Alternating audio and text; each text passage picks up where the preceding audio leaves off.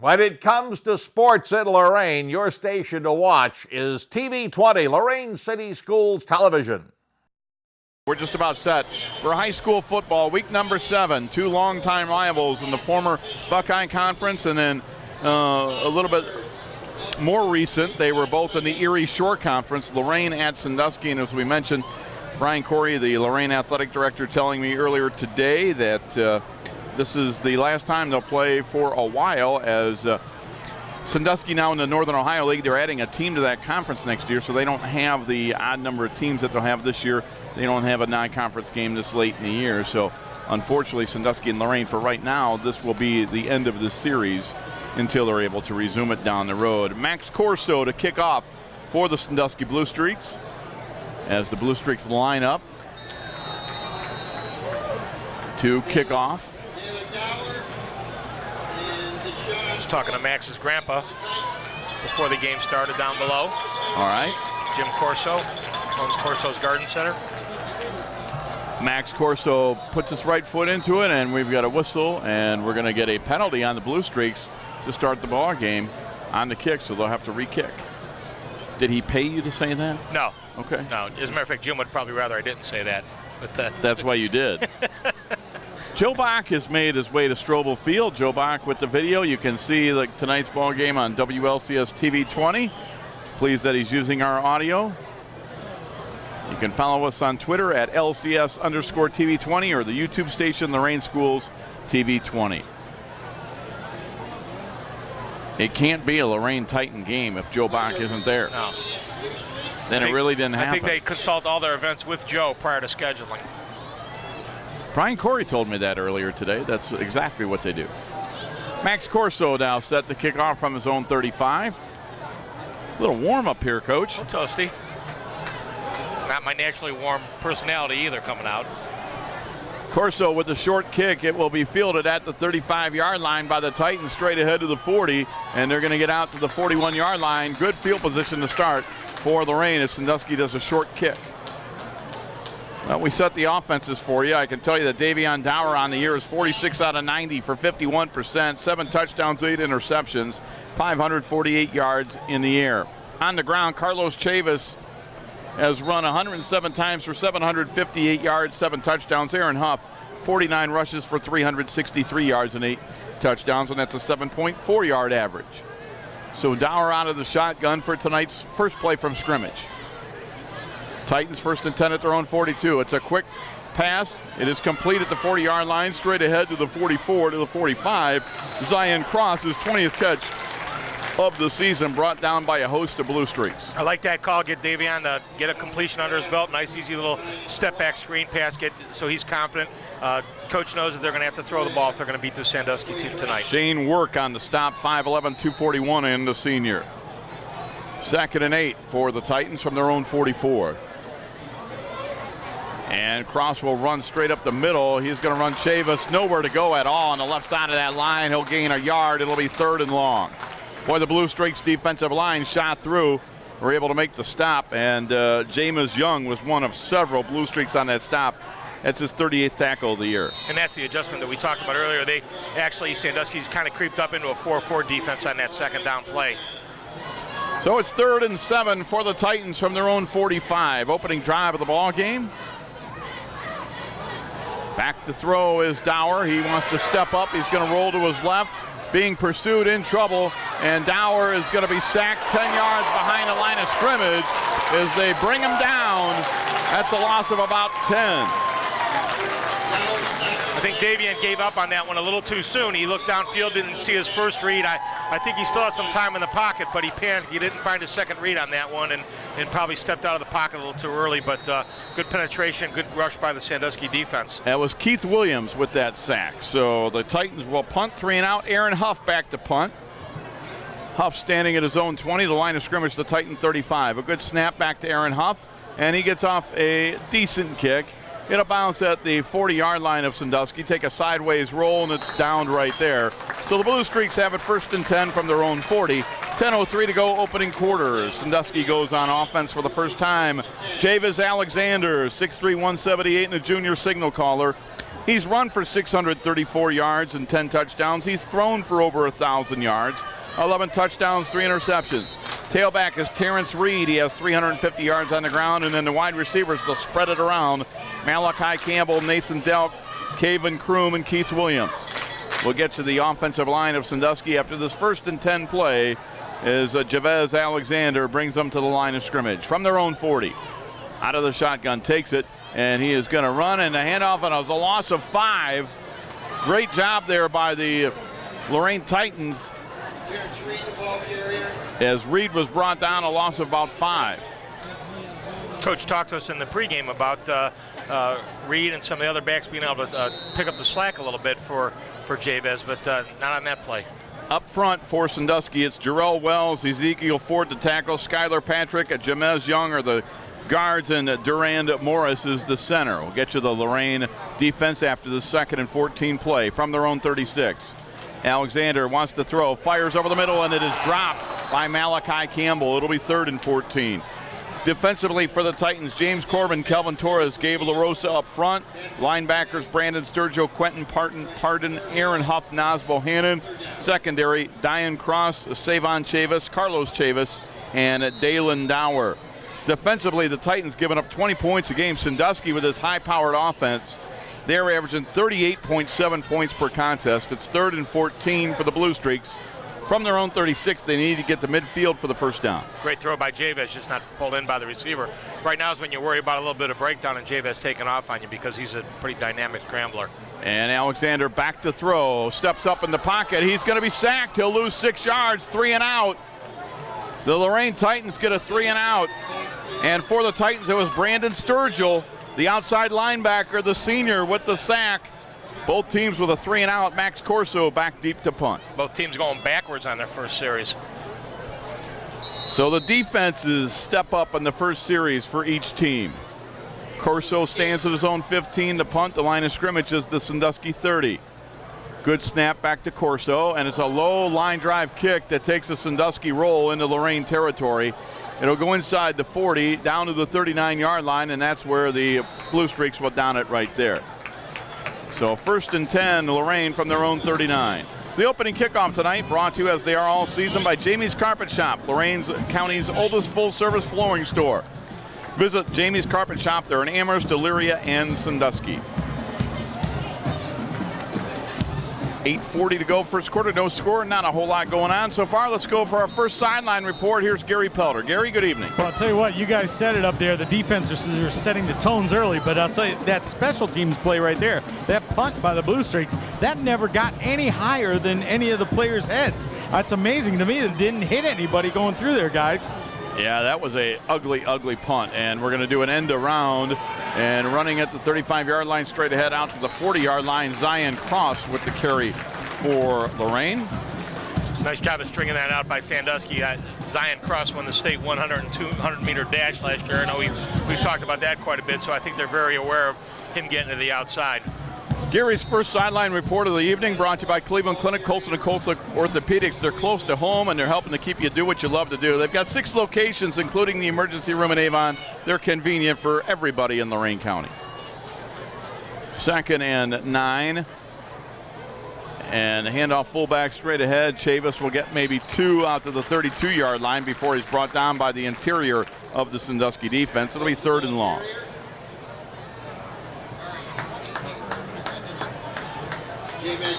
Six 0 Clearview over Columbia on the out-of-town scoreboard. That game streaming live on WEOL.com, stream number 2. On 3rd and 7, the Titans get about a 4-yard gain. As on the run that time, it was the quarterback keeping it, Davion Dower. And it looks like another 3 and out. It'll be 4th and about 2 from the Titan 47, and Dave McFarland's going to bring out the punting unit. They ran the option to the wide side that time, and Davion did a nice job of not trying to force a pitch on that. They wouldn't have picked it up. Sandusky covered it pretty well. Aaron Huff to punt for the 2nd time. So we've had 3 series, 2 for Lorain, 1 for Sandusky. We don't have a first down in the ball game yet. Aaron Huff to kick. And Huff awaits the punt, or awaits the snap. He gets it, and it's a good kick by Huff.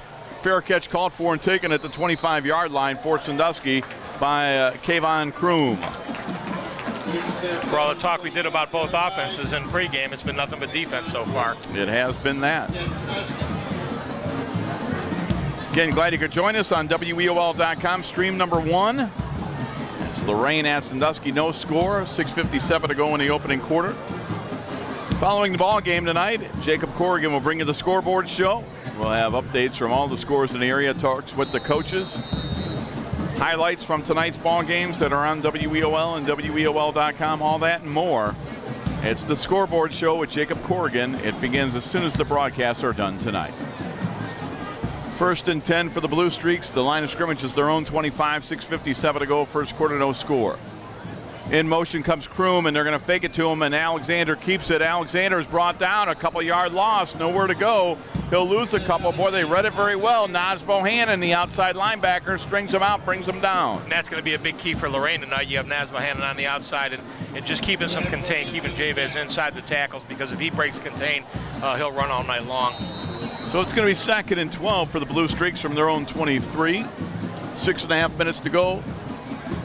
No score. Clock running live from Strobel Field in Sandusky, Ohio.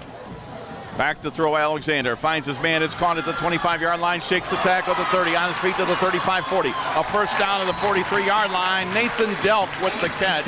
Nathan Delk, his 18th catch of the year.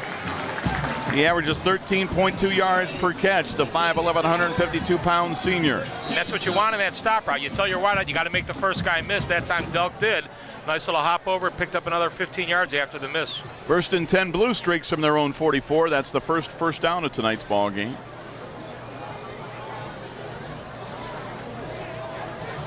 Two receivers to each side. Now Kroom comes in motion, and he'll be in the backfield with Alexander. Alexander will fake it to him. He's going to keep it straight ahead, and Alexander is on his feet across midfield into Lorain territory, gets down to the Titan 48-yard line. There you see the strength of Alexander as he drags Titan defenders to get more yardage. It'll be 2nd and short. And that was the quarterback counter. They brought the backside guard and the backside tackle, and they want to get Javes, get a couple big bodies up in front of him, and that was designed for him to get behind the two big boys and give himself a little bit of room to run. Nice run by Javes. And that was that zone read, right? As he literally, it was his decision whether to give it to Kroom or not. That's not a read. That's just a fake off of that. When they pull the guard and the tackle, that's him running it all the way. And as Alexander that time handed off to Kroom, big hole to the 40-yard line, to the 35, a first down and more. Down the sidelines to the 25-yard line, still on his feet. He's in the red zone at the 20-yard line. Late penalty flag comes in. So the Blue Streaks starting to get their offense going with 5:06 to go in the first quarter. Flag of the play. Third deal on the tackle. And we have a penalty going against Lorraine. They'll add on to this a face mask. Inside the 20, they're going to take it down to the 16-yard line. You've got a cast of thousands in this press box, Jared. Well, you're going to have a lot of work to do. Jared's making friends. Under 5 minutes to go in the first quarter. Jared, I see you and that guy who just left us. You shop at the same men's clothing store. 1st and 10. There's the fake handoff. They're going to throw it in. It's complete to the 10-yard line, inside the 10, knocked out of bounds at about the 7-yard line. Nathan Delk. 4:42 to go in the opening quarter. And the out-of-town scoreboard, Firelands over Wellington 6-0. Clearview over Columbia 6-0. That Clearview-Columbia game, that one is on the WEOL.com stream number 2 game with Craig Couch and Adam Cahill. 2nd and 2 for the Lorain Titans. They have it at the Sandusky 8-yard line. 4:42 to go in the first quarter. We are scoreless.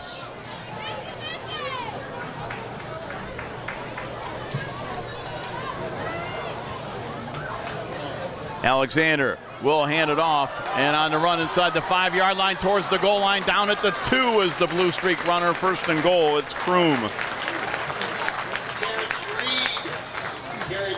And most of these are pre-designed runs. That time they pull the backside guard. That's not a read. That's run all the way. They're making it look a little bit like it is a read, but that's designed to be handed off every time. They're pulling that backside guard, and they're getting that running back up in behind them. 1st and goal from the 2. 4.5 minutes to go. First quarter with no score, but Sandusky knocking on the door as they look to open the scoring here.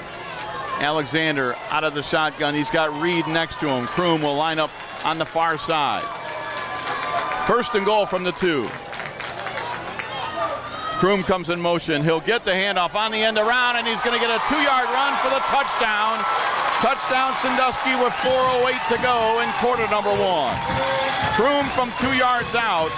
The Blue Streaks lead at 6-0, and for Kayvon Kroom, his 4th rushing touchdown of the season. And that's not a call you see too often. That's the jet sweep from the 2-yard line, and the reason that you don't run that is because all the defensive backs are kind of crunched up to the line of scrimmage on that. But nice job by sealing off the outside for him to get the touchdown on that. Blue Streaks out in front 6-0. Max Corso set to kick the PAT. They look like they're going to maybe run a gadget play out of this. Now they're going to line up to kick. Alexander is the holder, so you have to be aware of that. The starting quarterback, the holder.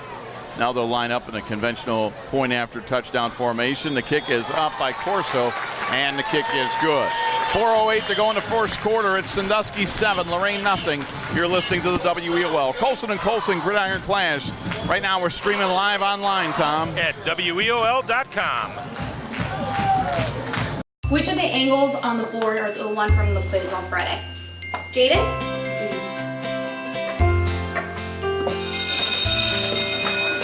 Research shows more and more 12 to 15-year-olds have arteries similar to that of a 45-year-old. But it doesn't have to be that way. Don't let your children grow up too fast. Encourage them to act their age through regular exercise and healthy eating.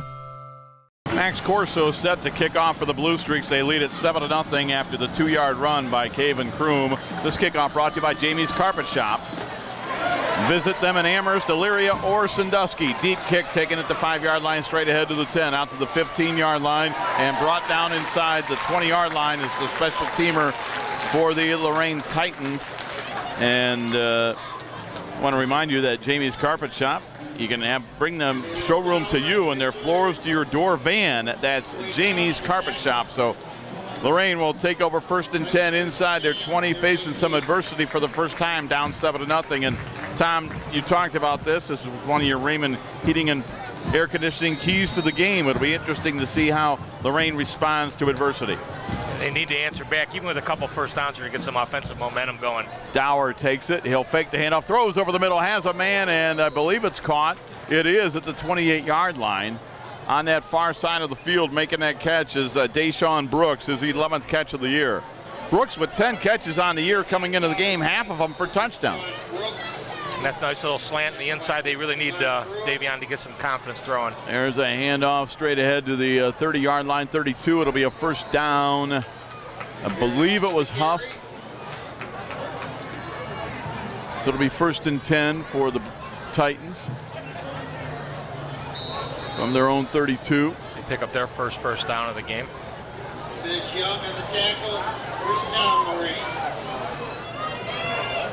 Dower running the option. He's going to keep it. He is brought down after a couple-yard gain. And for the Sandusky Blue Streaks, defensively, Quay Brown and Keith Williams brought him down. Haven't gotten Naz Bohannon into the action here on offense yet. He's a real difficult matchup with his size on the outside. He only has 6 catches on the year. That surprised me when I looked at the stats. Basically averaging a catch a game. 2nd and 7 from their own 35. Dower barking out the signals, has receivers on each side of him. And he'll take it and he'll hand it off straight up the gut across the 40 to the 45-yard line, being tripped up there at the 46-yard line. And we don't have a number 9. So much for there not being any number changes tonight. Yeah, thanks a lot, Coach. If you can find out from Joe Bach or somebody maybe who number Lorraine is for Lorraine, a Lorraine coach, if number you would, Jared, a Lorraine coach. Well, we're going to find out from somebody from Lorraine. We ask the coaches before every game, any number changes, anything we need to know, and every coach says, no, you're good. And the guy getting the ball, we don't have him in our program. Is that Aaron Huff? Aaron Huff we got. Aaron Huff. Listed on ours as 28. All right, so Aaron Huff has been the ball carrier. 2nd and 7. And a handoff straight up the gut. There's a fumble on the play, and the Blue Streaks say they have it, and they do.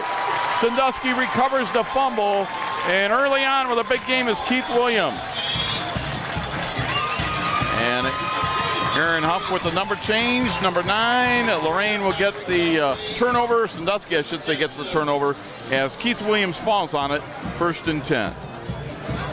Let's go down to Gary Pelder on the sidelines. Gary? Well, I'll tell you what, Rob, you were kind of generous there calling it a handoff because I don't think I think there was a mix-up in the backfield. I don't know if they knew who was supposed to get the ball on that play. It was just sort of laid out there and laid on the ground, and as Lorraine was putting together a nice drive to try and answer Sandusky, Sandusky comes up with the turnover, and now they're going to go the other way. 2:13 to go in the first quarter, 7-0 Blue Streaks. They get it 1st and 10 at their own 46 off the turnover.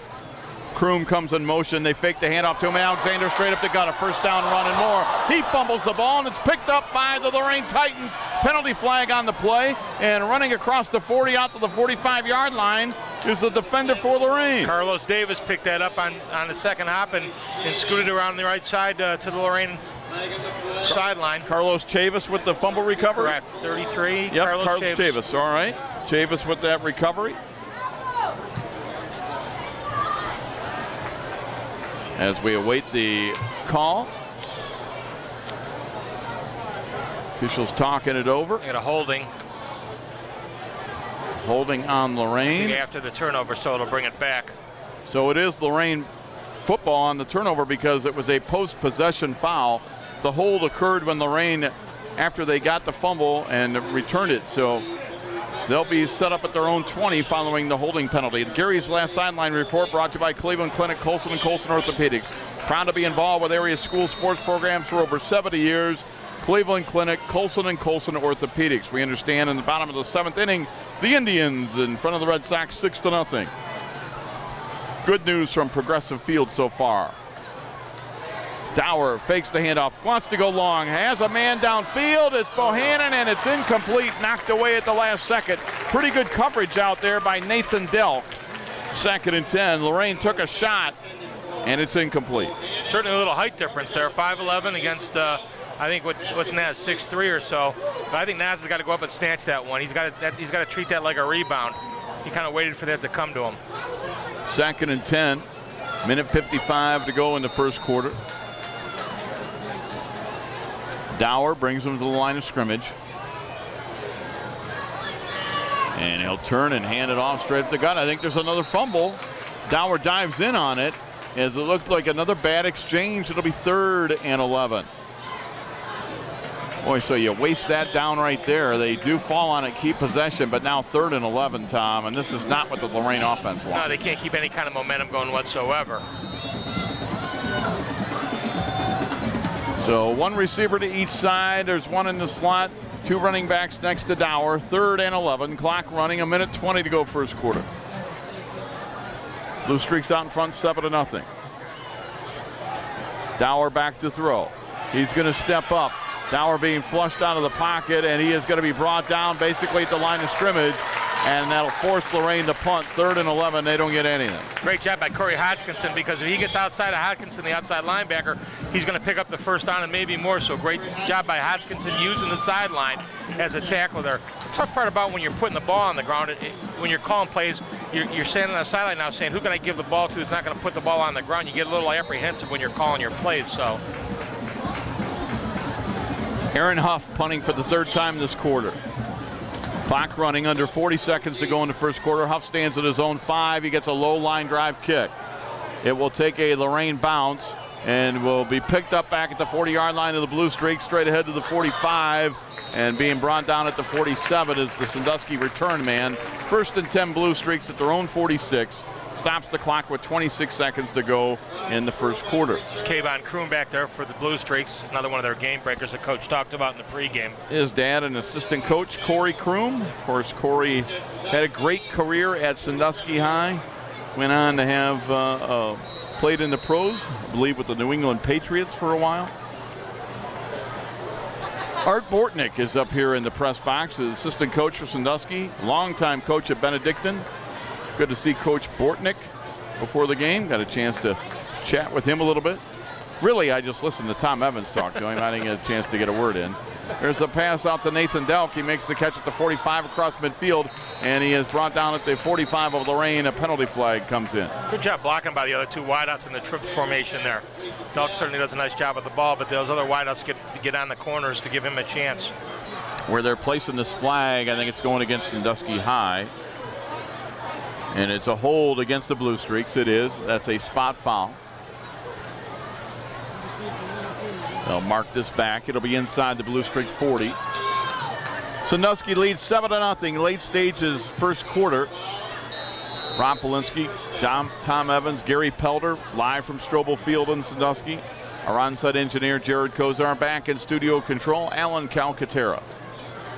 Doing a great job tonight to bring you another Colson & Colson Gridiron Clash, week number 7.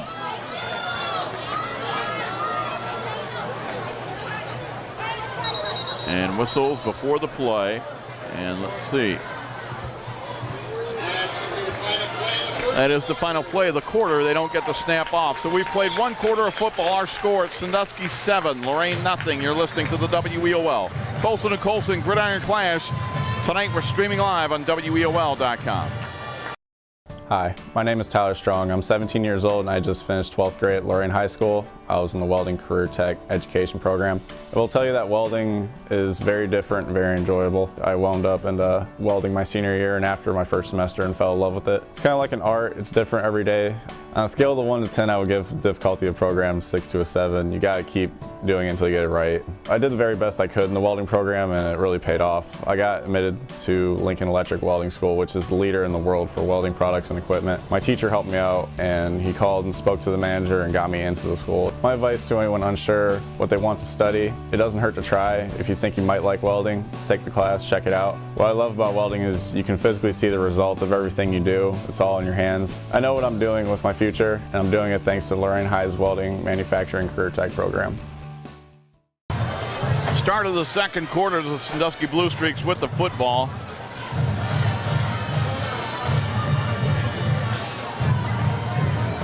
As they have it at their own 40-yard line. And back to throw is Alexander. He wants to throw a screen to Kroom. Kroom makes the catch at the 40. He's brought down after a couple-yard gain out to the 42-yard line. That was well played by the Lorain defense as we try to get you a number, but that is going to be Aaron Huff on the stop, the linebacker. Huff came in leading tackler, 56 tackles on the season. Has Bohannon out there too to help out. Good job keeping that one in front of him. So it'll be second and about 15 for the Blue Streaks. They lead it 7-0. 11:25 until the Educational Service Center halftime show.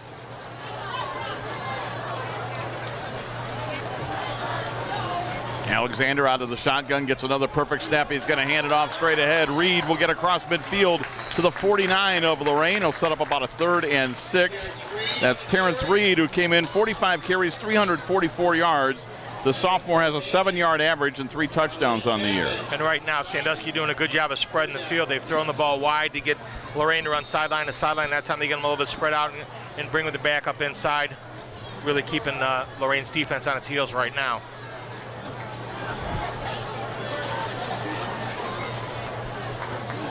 Third and 7, the ball at midfield.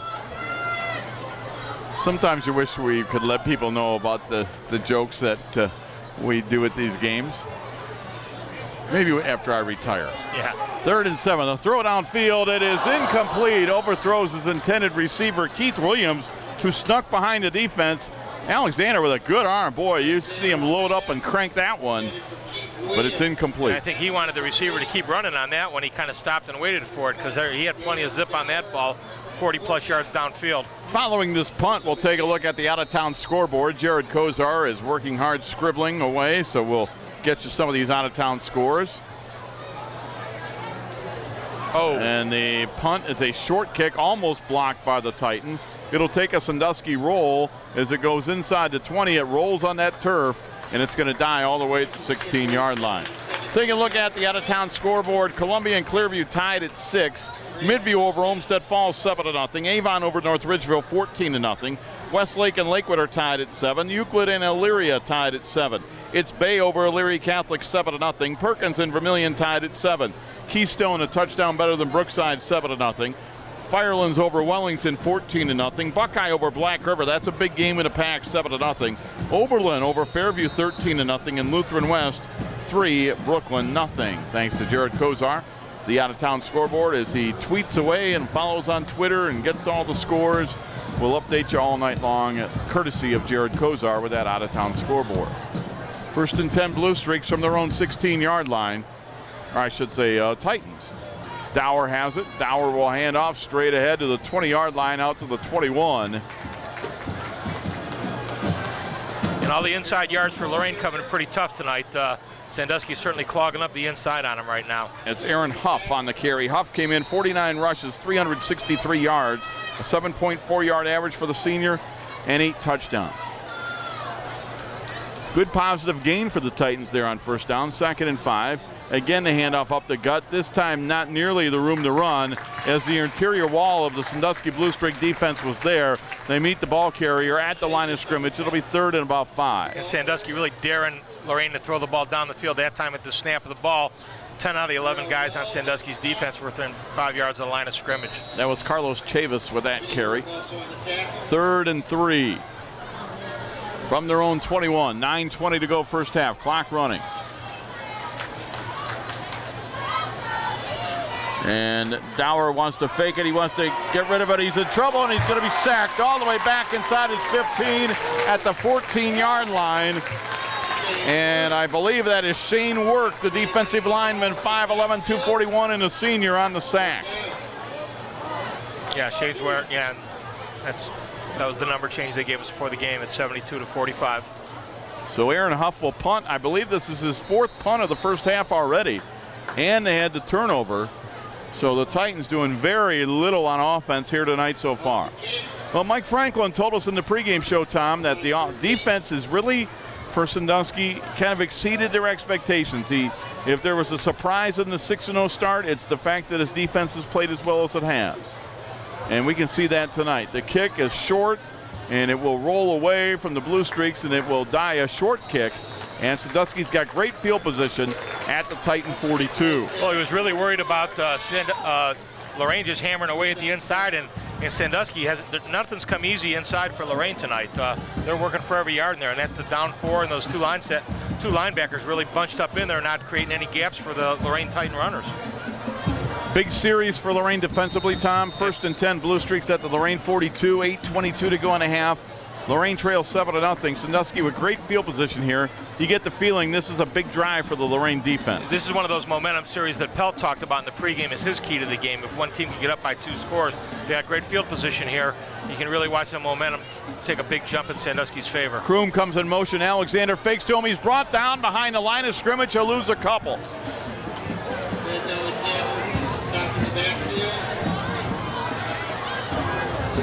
Boy, a great job by the Blue Streaks. I believe James Corbin was one of the guys in on that one. And really, aside from the touchdown drive for the Blue Streaks, Lorain's defense played pretty well. Yes, it has. 2nd and 12 for Sandusky from the 44 of Lorain.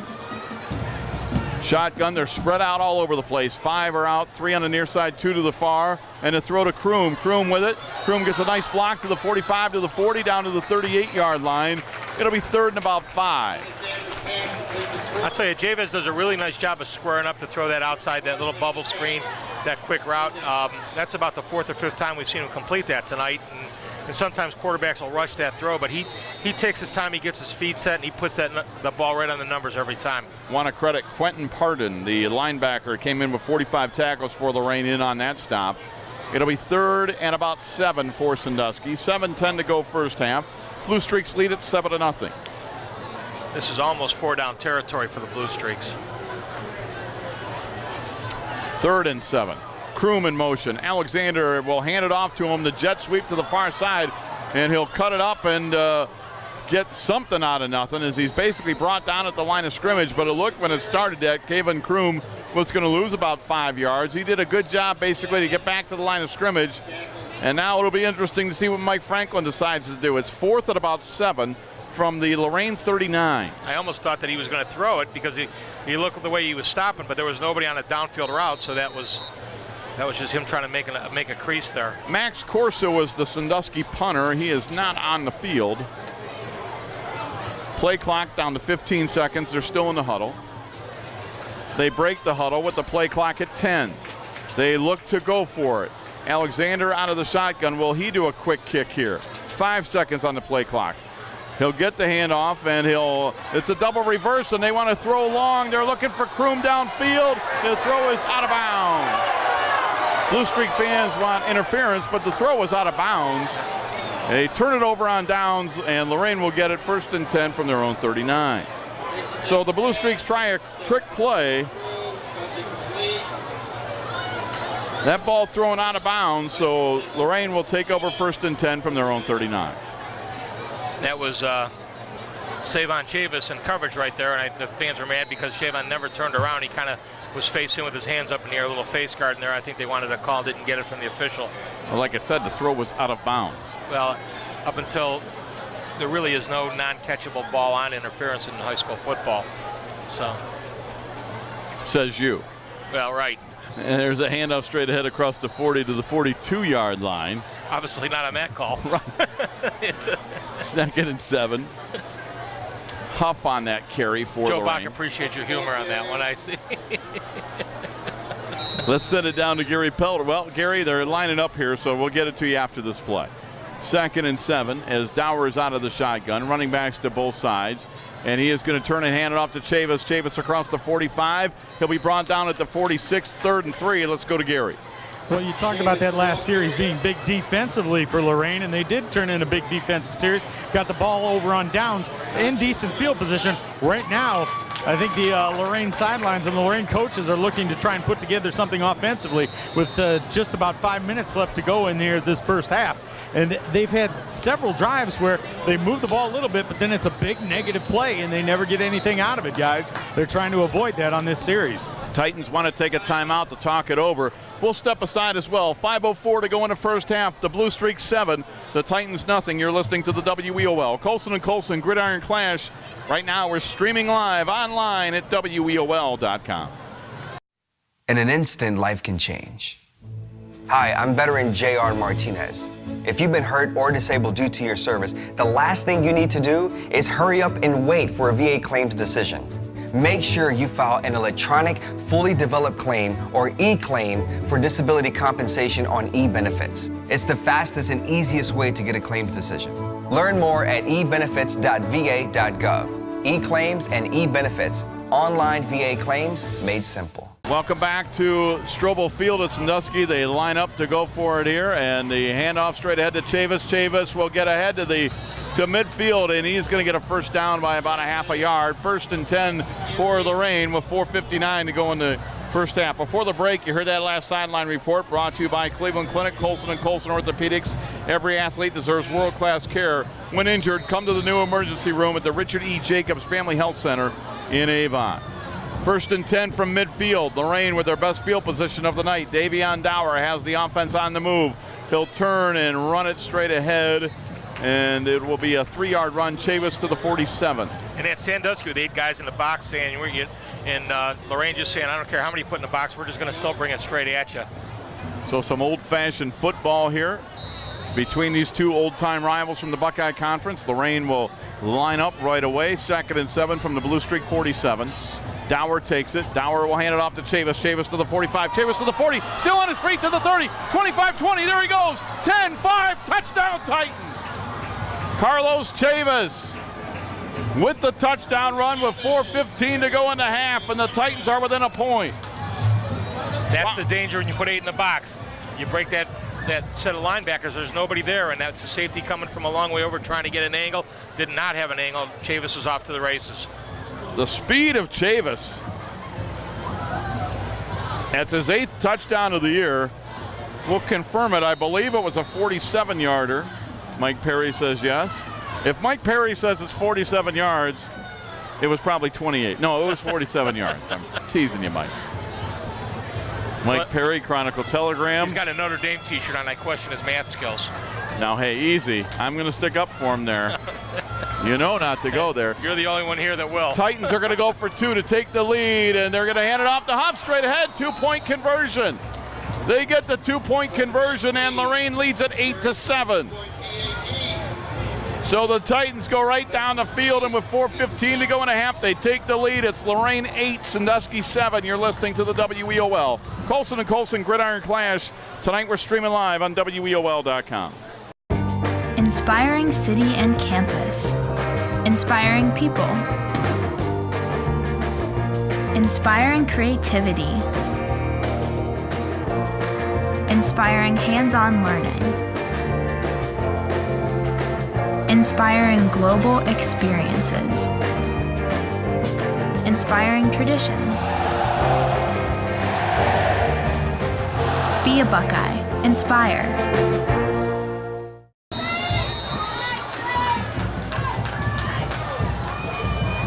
And my apologies, it was Dakota Mincy with that 2-point conversion to give Lorain an 8-7 lead. Dakota Mincy got the handoff after the 47-yard run by Chavis. The kick goes out of bounds. That'll be a penalty on Lorain. That kickoff brought to you by Jamie's Carpet Shop, Lorain County's oldest full-service flooring store. Visit Jamie's Carpet Shop in Amherst, Elyria, and Sandusky. 4:15 to go until the Educational Service Center halftime show.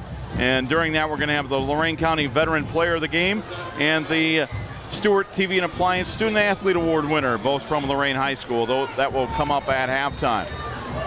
And now Sandusky has it 1st and 10 from their own 35, trailing for the first time tonight 8-7. So Alexander with 4 receivers to the near side of the field.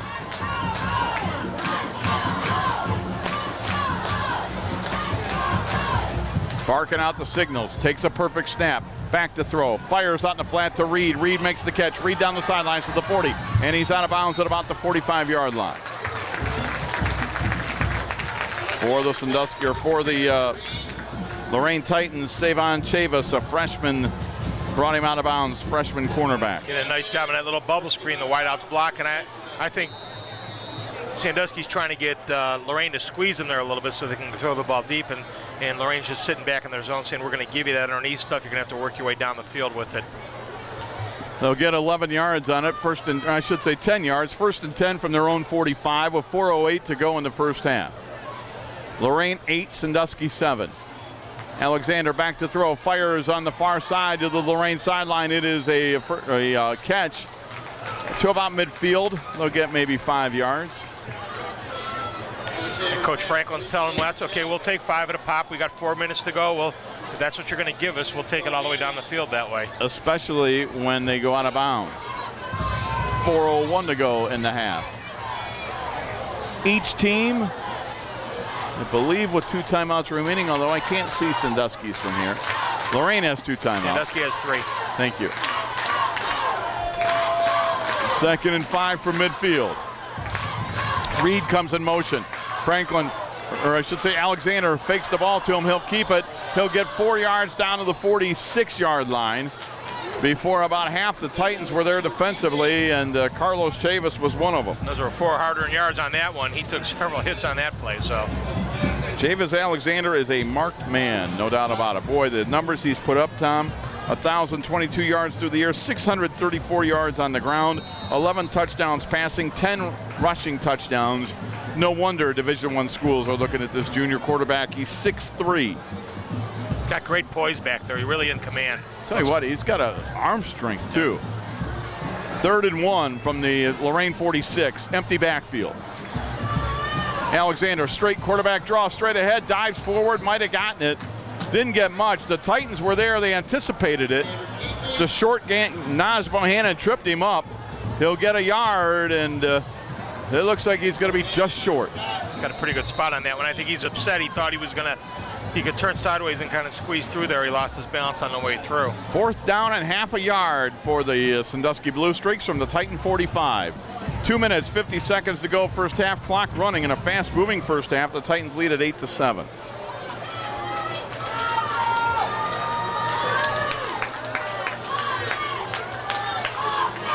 Out of the shotgun, movement along the line, and it looks like Lorraine gave him a first down. The Titans anticipating the snap count. They go off sides. First down, Sandusky on the Lorain Titan penalty. You could take your pick on that one. That was all 5 down linemen for the Titans coming across on that.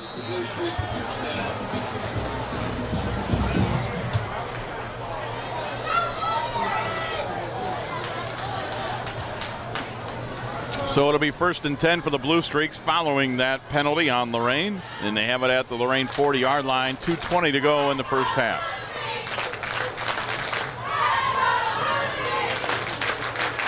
Alexander takes it, fakes short. He wants to throw, fires, has a man. It's Williams, makes the catch at the 37-yard line. He'll be stood up right there by Brandon Sturgill and friends. It'll be 2nd and long. And I'll tell you, that's about the 4th different wideout for Sandusky that has done a really nice job of making the first guy miss. Now, Lorain had a lot of help coming out on that one, but they do all of the receivers do a real nice job of making that first guy in miss the tackle, and then it turns into some one-on-one stuff in the secondary. Dalen Dower was also in on that tackle for the Titans. 2nd and 8 from the Lorain 38. Minute 35 to go first half. Kroom comes in motion. Alexander will hand it off to Kroom. He's got a blocker in front of him. He'll have to try to come the other way. Lorain's got him bottled up, and he'll be brought down. Quentin Pardon brings him down at the line of scrimmage, 3rd and long. That's the 2nd time we've seen Kroom do that. Just stop dead in his tracks, looking like he's going to peel back. I think Lorain has enough team speed that you're not going to get away with that with Lorain. You stop, they're just going to close on you from all different directions. With 3 timeouts remaining, are you surprised Sandusky has not taken a timeout? Absolutely. Clock running. We're down to a minute to go in the first half. And this is a big down. They're in no too. particular hurry on 3rd and 8 from the Lorain 38. I'm a little surprised.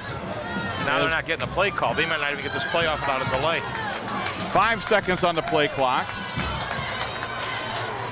2 seconds. 1. They do just get it off. Alexander back to throw. Fires long for Kroom. He's downfield at the 5. He went up and made the catch. Touchdown, Blue Streak. Well, so much for worrying about the time. Well, no wonder they weren't worried. 37 seconds to go. A 38-yard touchdown. Alexander to Kroom, and for Alexander, that's his 12th touchdown pass of the year. For Kroom, his 4th touchdown reception. What a job from Alexander to Kroom. That was beautifully done. And Kroom just ran right past the defensive back on that. He never slowed down. He took that ball in a dead sprint. Now it's a great throw and catch. I guess now we know why they weren't worried, huh? Alexander to Kroom, 38 yards out. And the Blue Streaks lead it by a score of 13-8. And now, I guess they did take a timeout, so we'll step aside as they get set for the conversion. Well, you know, we'll just keep it here. We'll keep it here because they're going to line up for the conversion. But with 37 seconds to go in the first half, boy, that is a big change in momentum as Lorain gives up a big pass play. By Kroom, you could see his athleticism, Tom. He throws the ball up to him, and he went up and made a heck of a catch. Yeah, that was a great go and get it. Now, I saw a lot of that last week in the Shaker-Elyria game. Shaker's receivers really went after the football in the first half. And Coming up, we've got the Educational Service Center halftime show, and we're going to have the Lorain County Veteran Services Veteran Player of the Game and the Stewart TV and Appliance Student Athlete of the game. They picked up the kicking tee, so it looks like Sandusky's going to go for 2 here. Blue Streaks up by 5, 13-8. So a 2-point conversion would make it a 15-8, a 7-point lead. Let's go to Gary. Gary? After that touchdown, guys, Lorain needed to call that timeout to regain their composure. They were having some problems getting their defense set out there. They weren't sure if there was going to be a 2-point conversion or an extra point try. And right now, they're set to play defense for a 2-pointer, guys. They're going to go for 2. Alexander takes it out of the shotgun, rolling to his right, looking to throw to the back of the end zone. It's tipped and incomplete. Nice job by the Titans back there. 2-point conversion, no good. The Blue Streaks lead it by a score of 13-8. 37 seconds to go in the first half. Our score: Sandusky 13, Lorain 8. You're listening to the WEOL Colson and Colson Gridiron Clash. We're streaming live, Tom, online at WEOL.com.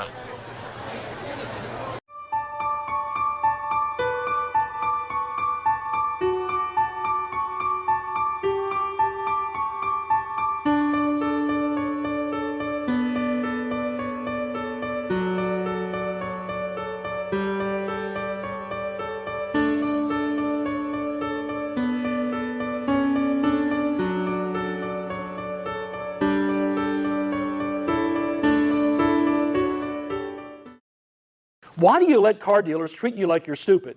Just because you've had credit problems doesn't mean you're stupid. CreditMax Auto treats you with dignity and respect. We have a great selection of cars with fast, easy financing and payments you can afford. Check us out at creditmaxauto.com. And the Jamie's Carpet Shop kickoff is taken at the 10-yard line, straight ahead out to the 20 to the 25-yard line. And Dalen Dower gets across the 30 to the 32. Jamie's Carpet Shop with that kickoff. Visit them in Amherst, Elyria, right here in Sandusky, or have them bring the showroom to you and their floors to your door van. Jamie's Carpet Shop. Boy, that is a big touchdown at the end of the half. Changes the momentum. Sandusky leads 13-8. Huge, and that's what we talked about. But again, it's still that one-score momentum. So, you know, they're both in it right now. I wonder what Coach Mack will do right here. I would almost let Davion chuck one downfield a little bit. They haven't had much success with it, but you can still run the clock out for the half and give them the opportunity to throw the ball deep, which they have not done in the first half. Titans have 2 timeouts if they want to use them. 1st and 10 from their own 31. 29 seconds to go in half number 1. And Dower back to throw. He is going to go long. He dials it up and throws. It overthrows his intended receiver all the way down at about the 30-yard line of Sandusky. And he just overthrew Zion Cross on that one. He's a pretty tough guy to overthrow. Yeah, as fast as he is. Yeah. So that stops the clock with 24 seconds to go in the first half.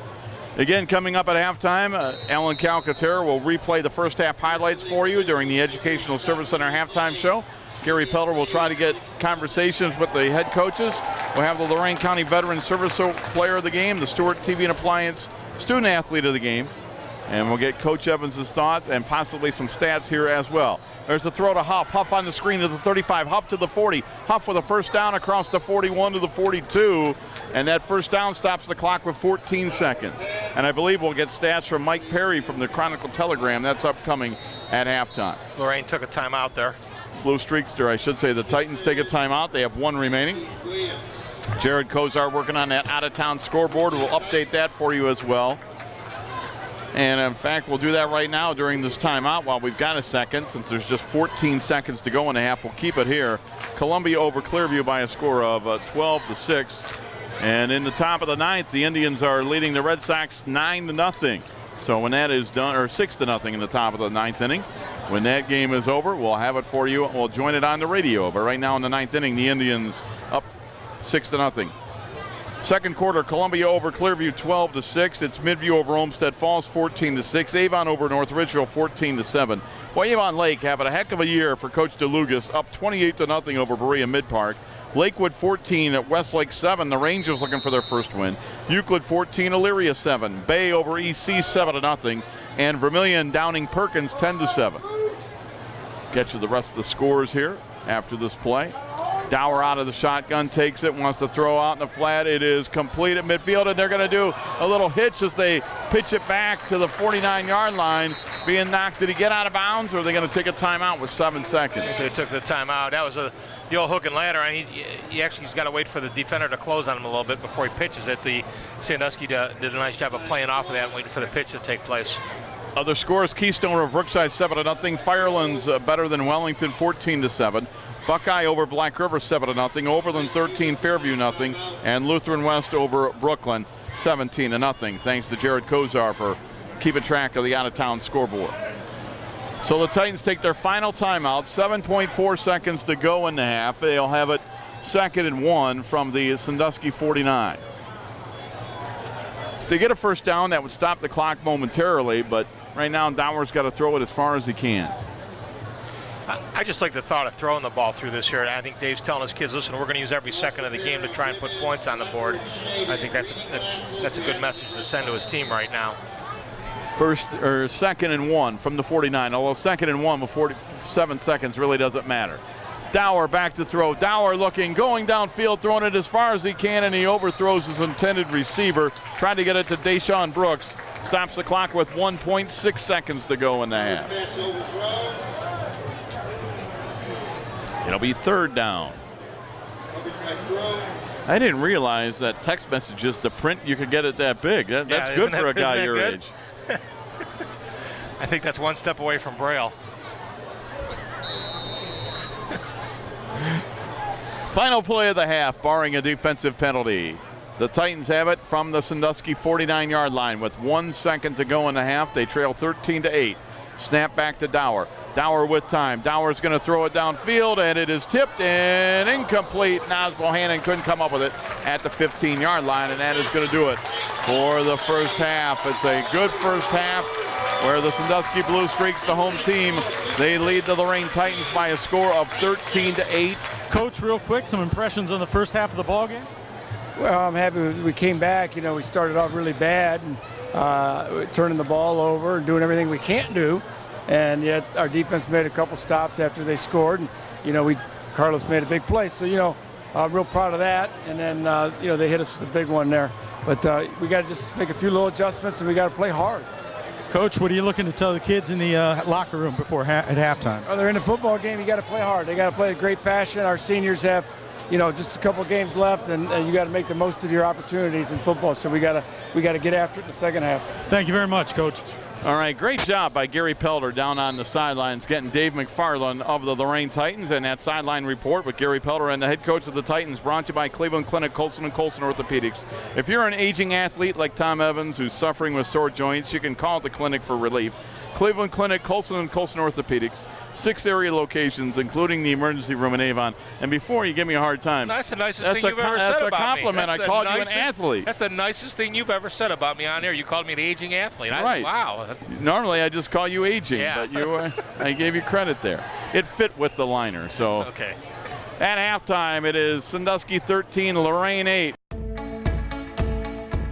I began in 3rd grade, 8 years old, and I was able to learn the chest compressions and the breaths.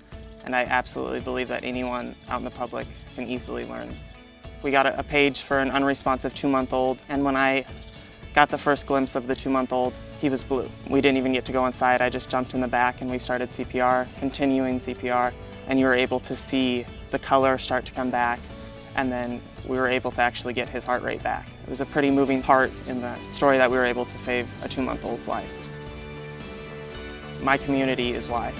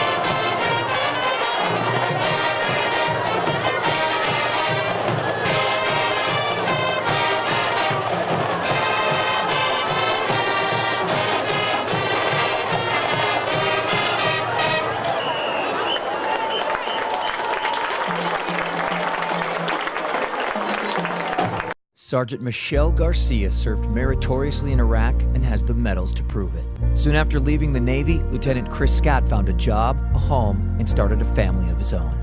Corpsman Richard Stokely took the skills he learned in Vietnam and put them to good use as a paramedic. But soon after leaving the military, each of these veterans fell on hard times and faced homelessness. Even after Michelle lost all her savings, even after Chris wasn't able to pay his mortgage, and even after Richard battled alcoholism for years, they each reached out for help when they needed it most. A simple phone call put them in touch with a trained professional from the Department of Veterans Affairs. That call got Michelle a place to stay until she could afford one of her own, put Chris in touch with employment assistance, and found Richard a substance abuse program. These veterans are success stories not only for how they were able to help others while serving their country, but for how they were able to let others help them. If you know of or are a veteran in need, make the call. And we've got an update from the National League over in Washington. It's the Dodgers 4, the Nationals 3. That's in the middle of the 7th inning as we get set to open up the second half of this ball game. And also game 2, it was Toronto taking a 2-0 lead as the Blue Jays defeat the Rangers in Texas. So the kick is returned by the Blue Streaks out to the 47-yard line. 1st and 10, Sandusky High from their own 47. Coach McFarland likes to do the little pooch on the kickoff where he finds a pocket about the 30-35-yard line. I think the kicker just missed that one, and it barely went 10, and Sandusky jumped on it. It looked like an onside kick. I don't think that's what the intention was. I'll get it to Gary Pelder for the sideline report right after this 1st and 10 play. 1st and 10, Blue Streaks from their own 47. Alexander to the line of scrimmage, is in the shotgun as he's been all night long. He'll turn and hand it off straight ahead to midfield, and being stood up there by Bohannon, the Sandusky running back gets down to the 45-yard line. And that is going to be Kroom. Will get down to the 46, a gain of 8. Let's go to Gary. Well, I had an inside source down here on the Lorain sideline. Didn't tell me exactly that was going to be an onside kick, but told me that it was either going to be something really good or probably not so good. So that was, I think, a planned onside kick. The problem was it went directly to the Blue Streak return man. All right, thank you very much, Gary Pelder, for that update from the sidelines. And we will not ask you to reveal your source. We wouldn't do that to you, Gary. Gary has many sources. Oh, he sure does. 2nd and 2 from the Lorain 46. Rolling to his right is Alexander, being pursued, and he'll be sacked behind the line of scrimmage all the way back at his own 49-yard line. For the Lorain Titans that time, getting in there was Kelvin Torres, a junior defensive lineman. Gary's sideline report was brought to you by Cleveland Clinic, Colson & Colson Orthopedics. Keep in the game. For decades, your athletic injuries have been treated at Cleveland Clinic, Colson & Colson Orthopedics. A nice coverage downfield by Chavis and Dower.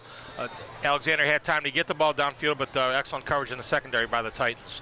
3rd and 7 from midfield.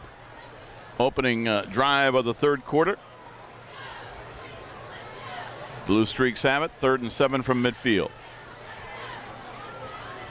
Empty backfield for Alexander. Gets another perfect snap. Back to throw. He's got all day to throw. Fires downfield. It is dropped. It would have been a 1st down. It was slightly behind the intended receiver, but it was dropped at the Lorain 37 by Nathan Delk. So a 3 and out for the Blue Streaks. And Delk's made some real nice catches in the first half, and that was just a tad behind him. Wasn't able to pull that one in. Max Corso set to kick. Back deep, Zion Cross. And he is joined back there as well by Aaron Huff at their own 20.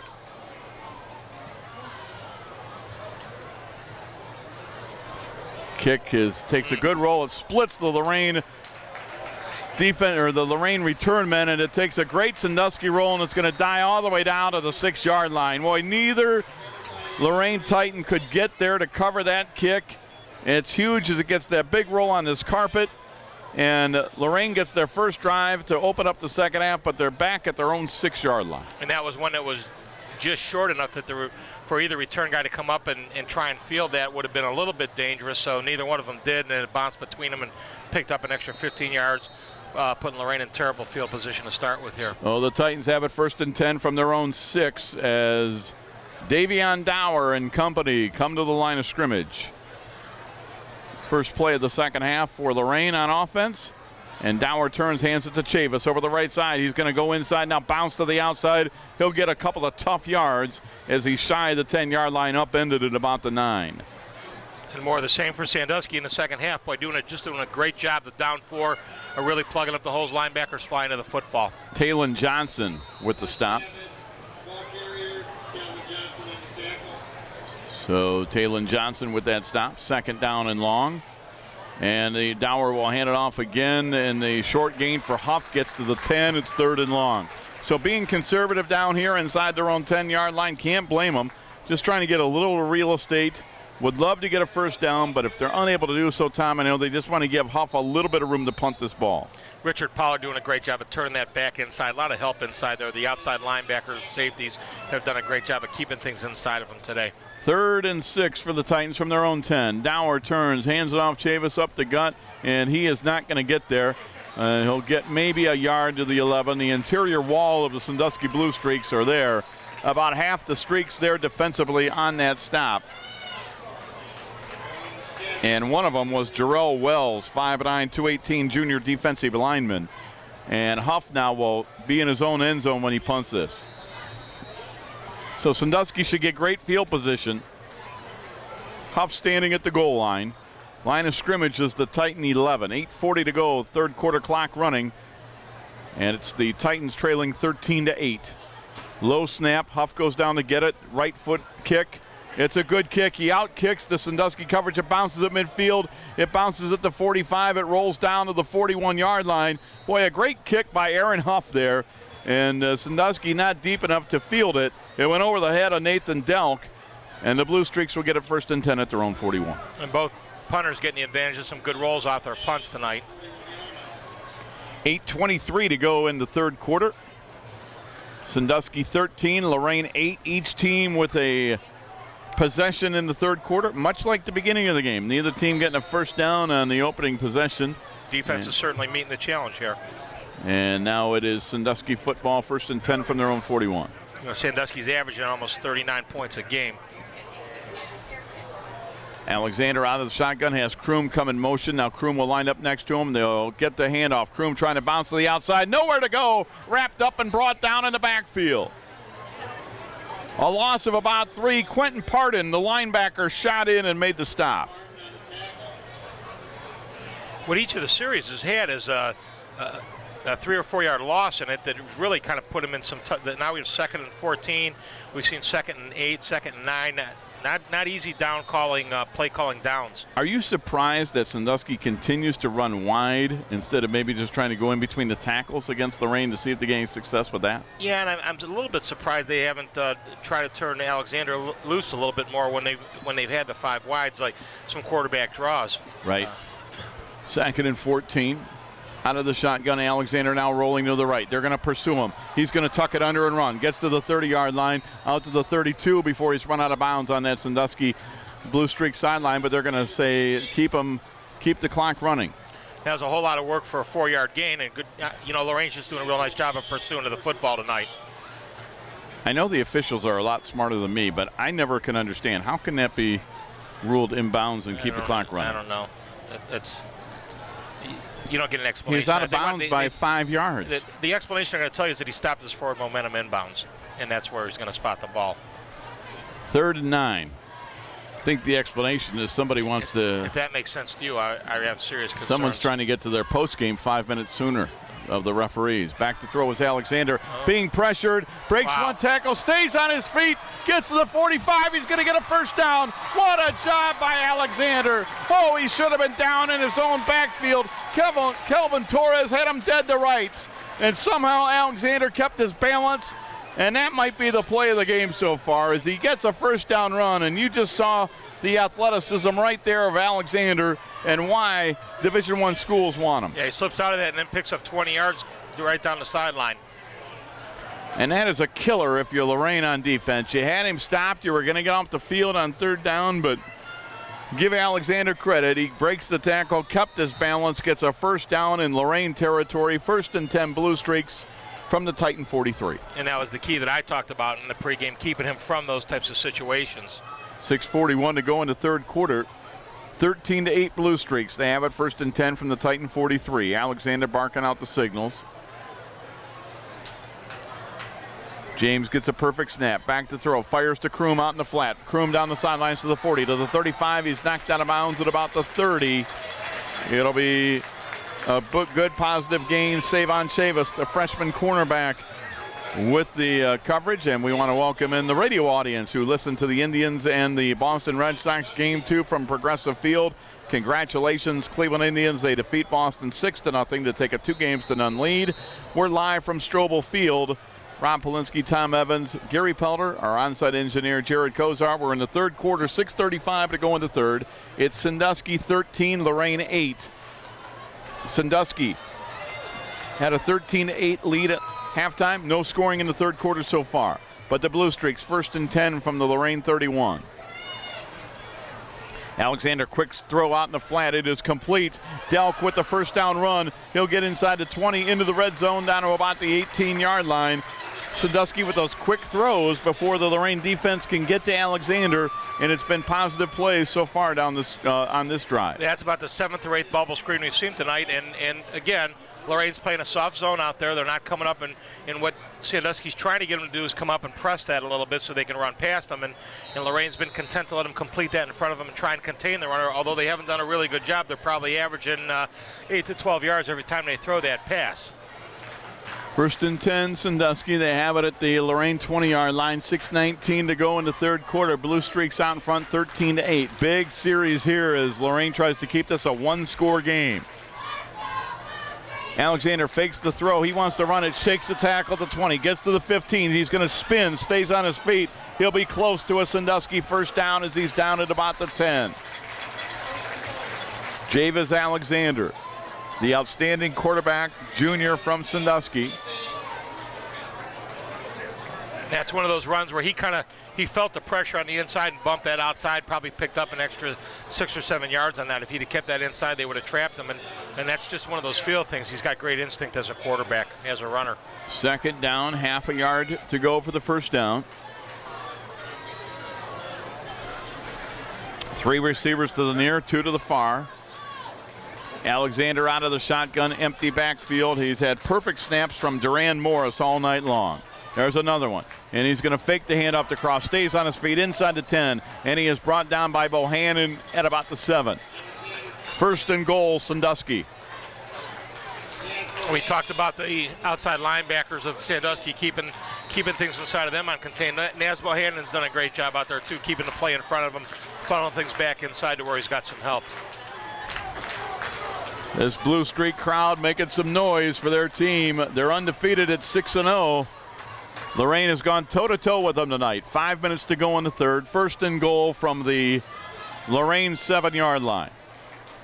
Reed is next to Alexander, and he'll get the handoff. Reed to the outside, east of the 5, going towards the goal line. He'll be strung out and brought down at about the 5-yard line. I think if he goes straight ahead, I'm not saying he gets a touchdown, but he would have been a heck of a lot closer. Great closing speed by the defensive backs of Lorain. Yeah, he wasn't going to outrun him. He just needed to put his head down and get to the goal line on that. He might not have gotten in, you're correct, but I think that he had, at the very worst, end up on the 2 or 3 yard line. 2nd and goal for Sandusky from the Lorain 6, where Lorain has to hope somehow, some way they can hold Sandusky to a field goal attempt to keep this a one-score game. They trail 13-8 with 4 minutes, 10 seconds to go, third quarter clock running. We saw turnovers galore in the first half, and really from the middle of the second quarter on, they've been pretty good taking care of the football, both teams. On 2nd and goal, Alexander takes the snap, rolls to his right, being pressured. He is brought down at the 15-yard line. What a job running him down, Kelvin Torres, the junior defensive lineman. And how about the speed of Kelvin Torres, a defensive lineman? He ran down Alexander. And that's Kelvin trying to make up for the big play earlier in the drive that would have stopped the drive. And he said, not this time, Mr. Alexander. So it'll be 3rd and goal. They're going to give him the progress to the Lorain 13. 3rd and goal from the Titan 13. 3.5 minutes to go in the third quarter. Live from Strobel Field in Sandusky. The Blue Streaks come to the line of scrimmage. 3 receivers to the far side of the field. 1 and Keith Williams to the near side, and Terrence Reed, the running back, will line up next to Alexander in the backfield. Alexander takes it, hands it, or fakes the handoff. He's going to throw, and it is incomplete at the 5-yard line. Great pressure on Alexander by Quentin Pardon. Torres with 3 sacks tonight, thanks to Mike Perry of the Chronicle Telegram for that stat. Mike, we got his stats at halftime. You can read Mike's article tomorrow in the CT. In the Blitz, you'll see it on Saturday morning. Max Corso set to attempt a field goal. Max has made 1 field goal this year. 27 extra points coming into the game. Out of the hold of Alexander, it's a 30-yarder from the right hash to try to give the Blue Streaks an 8-point lead. They get it down. The kick is up. It is long enough, and the 30-yard field goal is good. 3:03 to go in the third quarter. Our score, Sandusky 16, Lorain 8. You're listening to the WEOL. Colson and Colson Gridiron Clash. Now we're on AM 930 WEOL, and Coach, we're online at WEOL.com. The Warriors to Work program makes it possible for wounded warriors and their families to build new lives together. When my dad left, I was like this big, but now I'm like this big. My dad got a master's degree in human resources. Thanks to Warriors to Work that my dad has a terrific job. The Wounded Warrior Project helps him by, giving him another start. Now that my dad's home, I get a lot more hugs. I'm really proud of him. Find out more about Wounded Warrior Project at findwwp.org. Welcome home the brave. Max Corso has it teed up for the Blue Streaks. He puts his right foot into it, and it's a good deep kick that is taken at the 10-yard line by Huff. Straight to the 15, looking to the 20, trying to get to the outside. Aaron Huff to the 25-yard line, leaps at the 30, and he'll be run out of bounds shy of the 35. That kickoff brought to you by Jamie's Carpet Shop, Lorain County's oldest full-service flooring store. Visit Jamie's Carpet Shop in Elyria, Amherst, and right here in Sandusky. Well, with 2:54 to go in the third quarter, the Titans hanging around. They trail 16-8, but let's see if they can answer the score. Lorain answered a score of Sandusky in the first quarter when they took an 8-7 lead. They need to answer right here. Well, the big part about that, it keeps it to a 1-score game, too, the fact that they held them to a field goal. So a touchdown, another 2-point conversion ties it up for the Titans. Dower out of the shotgun. 1st and 10 from their own 34. We've got a whistle and a timeout for Lorain. We'll step aside. 2:54 to go into third quarter. The Titans trail by 8. You're listening to the WEOL. Colson and Colson Gridiron Clash. We're on AM 930 WEOL. Coach, we're online at WEOL.com. One of my biggest passions in life is animals. That's why I've worked with Morris Animal Foundation for over 40 years. Morris Animal Foundation is a world leader in helping animals live longer, healthier lives. You can too. Just show your support at morrisanimalfoundation.org. To help cats, dogs, horses, and wildlife live healthier lives, visit morrisanimalfoundation.org, where we are advancing science that will create a healthier tomorrow for animals.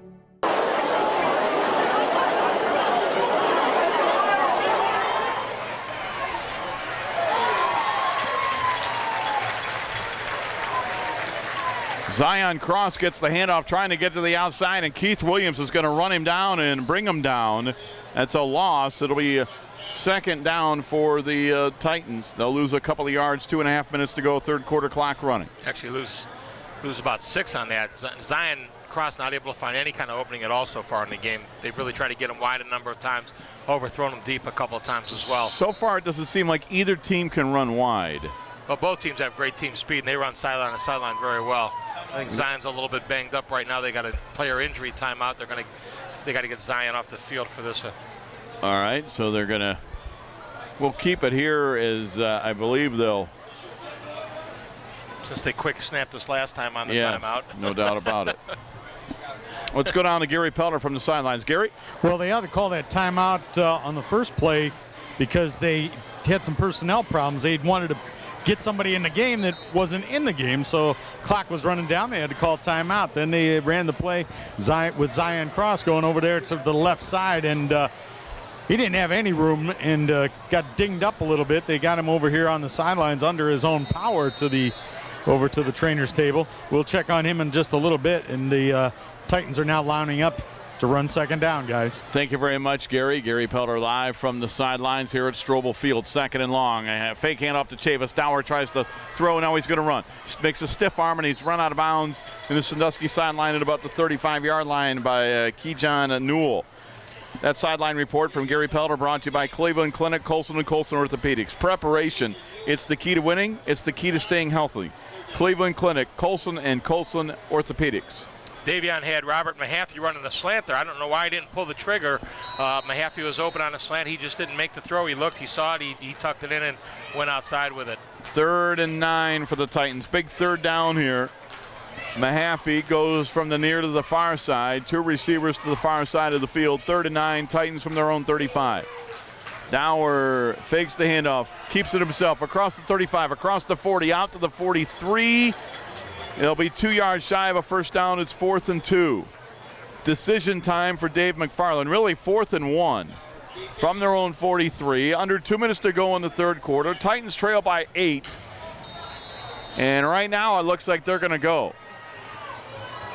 Dower calling the signals. They will go for it. Dower hands it off to Chavis. Chavis looks like he got to the 45. I think he gets a first down. Yeah, the linesman on the far side had him crossing the 45. Davion is not giving his receivers time to break. He's taking a quick look on the pass plays, and he's tucking the ball real quick and taking off. He's not giving much time for those routes to open up at all. I don't know if he's a little gun shy back there or what's going on, but First and 10 from the 45. The Titans fumble the football, and the Blue Streaks have it. Sandusky falls on the fumble, and it's Ezekiel Ford the second. 6'2", 204-pound senior defensive lineman. A huge turnover on Lorraine right there. They had just converted on 4th down, and they fumble the ball. Looked like Davion looked away for a second. The snap was a little bit low and off to the side, and he had to just take his eye off for a second, and Elliott was there clean to fall on it. And now Sandusky with a great opportunity to take a 2-score lead with 1:23 to go in the third quarter. The undefeated Blue Streaks leading 16-8. I'm sorry, that's Ezekiel Ford, not Ezekiel Elliott. I think Ezekiel is a little bit busy tonight. Yeah, I know you got Ezekiel Elliott on the brain. He's one of those Buckeyes that you're madly in love with.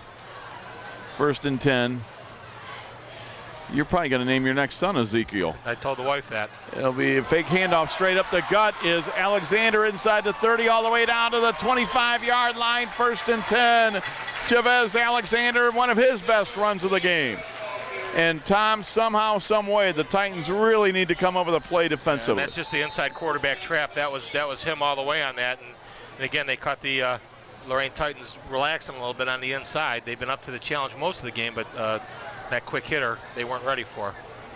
So Alexander brings them to the line of scrimmage. Out of the shotgun, empty backfield, 3 to the near side, 2 to the far. He'll do the quick throw, finds his man down the sidelines to the 15, to the 10, to the 5-yard line, out of bounds, Nathan Delk. 1st and goal, Sandusky from the 6. And that's just that little bubble screen you've been talking about. That time Delk makes the first 2 guys miss and picks up another 8 yards on it, although it looks like it's coming back. Penalty flag all the way back at the Sandusky, or at the Lorain 25, and the preliminary indication is against the Blue Streaks. Boy, you can just feel Chavez Alexander picking up more and more confidence here as the game's going on. He's really kind of taking control down there for the Blue Streaks.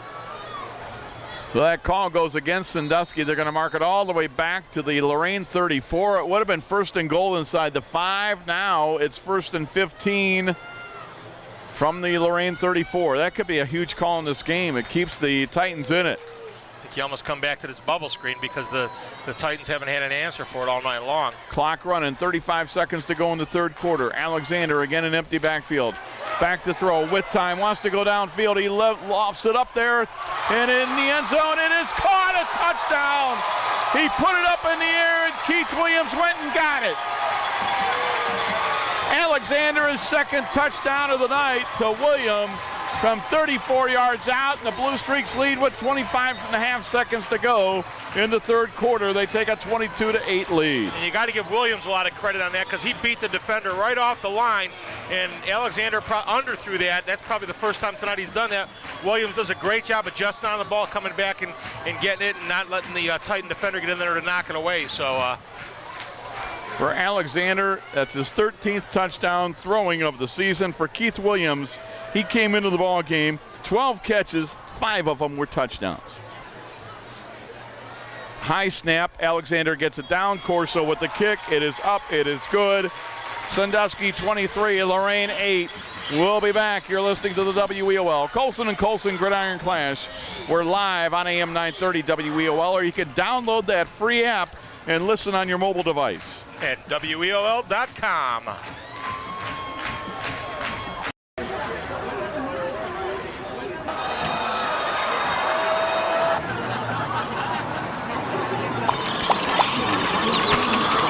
Stop. Whether it's on the way to school, at school, or online, bullying has become a non-stop threat to our youth today. Is your child being bullied?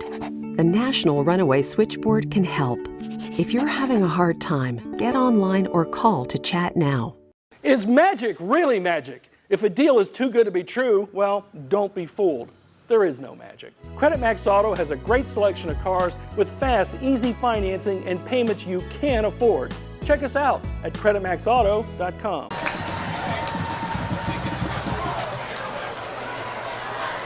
Well, the Blue Streaks take advantage of the turnover. They kick to Aaron Huff, and Huff will be brought down at the 20, and that Jamie's Carpet Shop kickoff. Brought to you by Jamie's Carpet Shop, the Lorain County's oldest full-service flooring store. Visit Jamie's Carpet Shop. They're in Amherst, Elyria, and they're also right here in Sandusky. So the Blue Streaks have outscored Lorain 10-0 in the third quarter. They take a 23-8 lead, and now for the first time tonight, the Titans are down by 2 scores. It's an uphill battle now, Tom. Well, and this is exactly where Coach Franklin wants them, where they're going to have to throw the ball to try and get back in the game.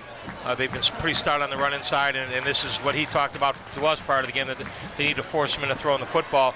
And at some point in time, Davion Dower's got to complete some passes downfield. I think he's got to give his receivers a little bit of time. The last series, twice, I think he just pulled the ball down a little bit too early. He had some receivers breaking open, did not make the throw.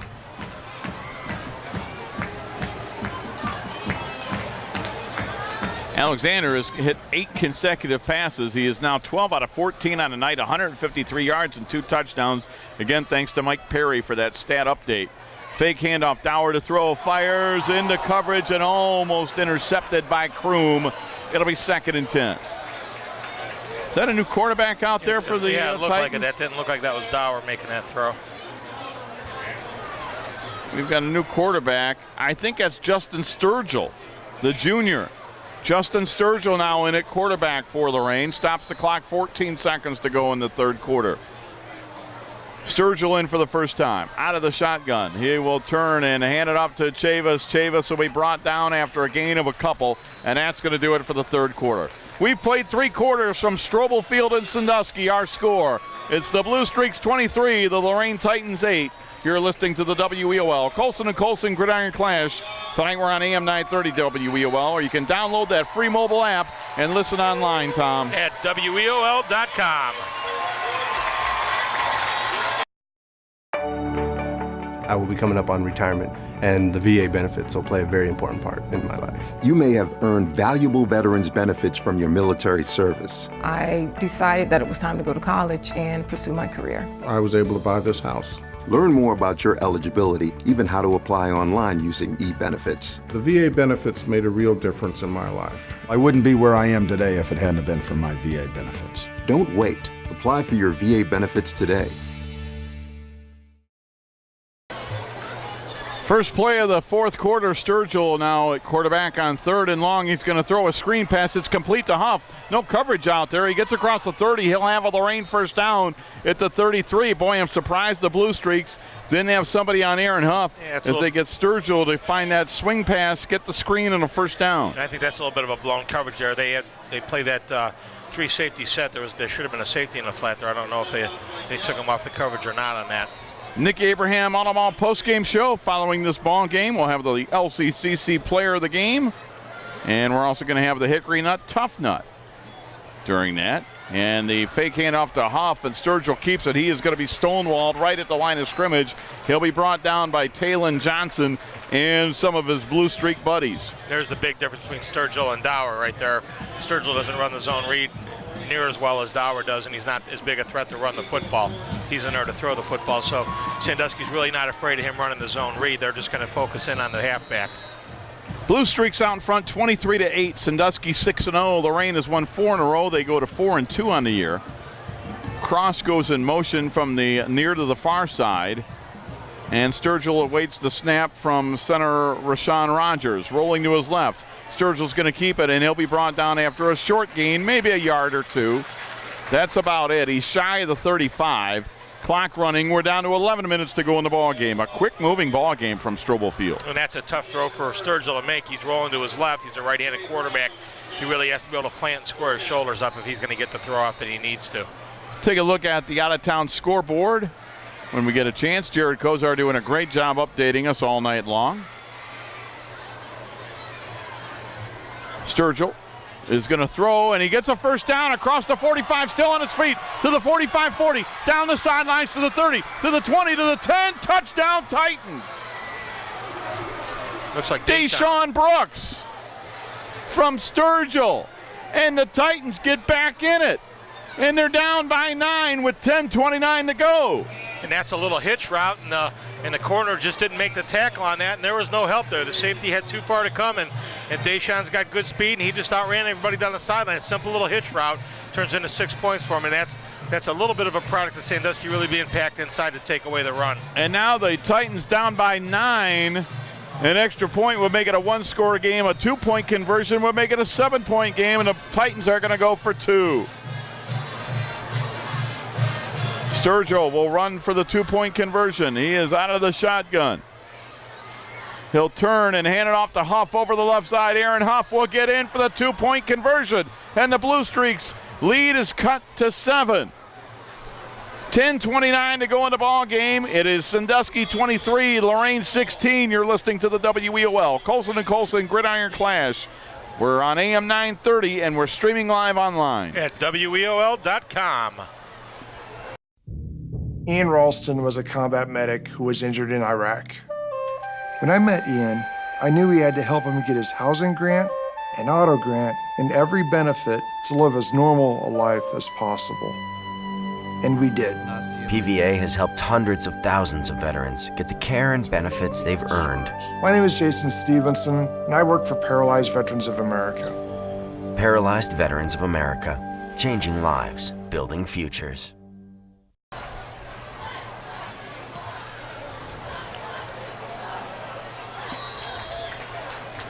And the Jamie's Carpet Shop kickoff is a squib kick that will roll on a bounce. Sandusky will get it 1st and 10 at their own 35. The Jamie's Carpet Shop kickoff, visit them in Amherst, Elyria, or Sandusky, or have them bring the showroom to you and their floors to your door van. Jamie's Carpet Shop. Well, it was Sturgill to Brooks for 65 yards. Titans are within 8 at 23-16 on the 2-point conversion by Huff. It's a one-score game. And it's going to get interesting now. 1st and 10, Sandusky. They have it at their own 36. And you almost had the feeling that Sandusky was getting ready to run away with it at that point in time. Huge momentum swing. Coach McFarland makes the switch at quarterback, and Sturgill makes it look good as he is able to get the touchdown. There's a handoff to Kroom trying to get to the outside. They have not been able to run outside all night long. Quentin Pardon will bring them down, a loss of a couple. Boy, Kroom takes a shot. Once again, he stops to try and cut that back inside. He's best off to just keep running and then just take it out of bounds. He took a terrible shot that he didn't need to on that one. Coming up in the Nick Abraham On-the-Wall postgame show, we're going to have the LCCC Player of the Game, Lorain County Community College Player of the Game. And Tom, it'll be the Hickory Nut Tough Nut. That's coming up during the Nick Abraham On-the-Wall postgame show. Got out to Hickory Nut a couple weeks ago and golfed a little bit, doing a lot of work on the course. Boy, this would have been a great week to get out there. Beautiful. Under 10 minutes to go, clock running. Sandusky by 7. 2nd and a dozen. Alexander out of the shotgun. He's going to tuck it under and run, and he'll be brought down in the middle of the field at about the 37, a gain of 3 or 4. It'll be 3rd down, and it's Quentin Pardon Aaron Huff for Lorain. And that's the first time. They wanted the bubble screen out here, the short side, and one of the Lorain defenders actually stepped in between 2 of the wideouts out here, and Alexander did a great job of seeing that and pulling it down. That might end up being a pick 6 the other way and getting what he can. That's the first time all night, though, that Lorain stopped that little bubble screen on the outside. 3rd and 9. Huge all third downs in the fourth quarter. Huge. A one-score game, 9 minutes to go. On 3rd and 9, the Titans trying to get off the field. Alexander and the Blue Streaks looking for a big first down here. He's out of the shotgun, gets the snap, back to throw, has time, fires downfield, and it is intercepted at the 40-yard line. The Titans with the interception at the 45. There's a penalty flag on the play, but Lorraine gets a turnover, an interception on the play, and a late penalty flag coming in now as the two teams get together. I couldn't see who got that interception. Gary Pelter from the sidelines, were you able to tell who was able to get that interception for the Lorain Titans?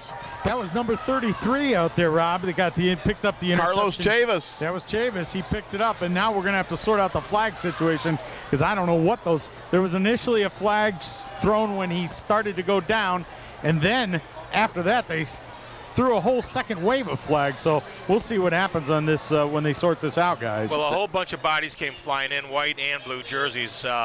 For some extracurricular there, so I'll be curious to see how they sort this out. So Carlos Chavis, his second interception of the season. And right now, Lorraine has it 1st and 10 at their own 44. We'll wait and see after the penalties. And that last sideline report from Gary Pelter brought to you, as they are all season, by Colson & Colson Orthopedics. Close to home, helping to keep you love what you love to do. They've got 6 locations, including the new emergency room in Avon. They're convenient for everybody in Lorain County. A face mask against Sandusky. Unsportsmanlike conduct against Sandusky. Wow, both of them against the Blue Streaks, so the face and that's mask, going to move them 30 yards downfield. Yeah, the face mask is a live ball, and the unsportsmanlike's a dead ball foul. So Mike Franklin getting an explanation, the 11th-year head coach of Sandusky. But now 30 yards marked off, and Lorraine has it 1st and 10 from the Blue Streak 27. And the Titans are within 7 points with 8:45 to go. They look like they were dead, down 23-8 to start this 4th quarter. And now they're a touchdown away from tying it. They stay with Sturgill at quarterback. They do. Sturgill in relief. Justin Sturgill, the junior signal caller, takes it. He'll turn and hand it off straight up the gut inside the 25 down to the 23-yard line. A gain of about 6 yards. That is Huff on the carry. He is going to come out of the game right now. 2nd and about 6. Line of scrimmage, the Blue Streak 24. 2 receivers to the far side. Sturgill takes it. He'll hand it off to Huff. Huff inside the 20. Huff pushing that pile forward, looking for a first down, gets to the 16. 1st and 10, Lorain. And that 6 yards on the first down is key, and that's the first 6, one of the few 6-yard carries they've gotten out of first down. They've been in a lot of 2nd and 8s and 2nd and 10s. To have 2nd and 4 really makes a difference in your play call, and then you see that opened up for Huff a little bit there. The Titans in the red zone with an opportunity to take the lead with 8 minutes to go, down by 7 points. Sturgill turns, hands off, straight ahead. Chavis nowhere to go. He's brought down at the line of scrimmage for the Sandusky Blue Streaks. Shane Work, 5'11", 241-pound senior defensive end. I think if Chavis would have had his eyes up a little bit on that one, he could have cut that one to the left and maybe picked up a little bit more, kind of running with his head straight down on that. The reason I say the Titans can take the lead down by 7 is on their 2 touchdowns, they've gone for and made 2 two-point conversions tonight. 2nd and 9 from the 15. Sturgill waiting for the snap, gets it, turns, hands it off to Huff, but we've got a penalty flag before the play. Procedure against the Titans. 7:21 to go, 5-yard penalty, and that's big down here. And that looked like Huff found a little crease inside too on that one. Yep. Now it'll be 2nd and 14. They move it back to the Sandusky 21.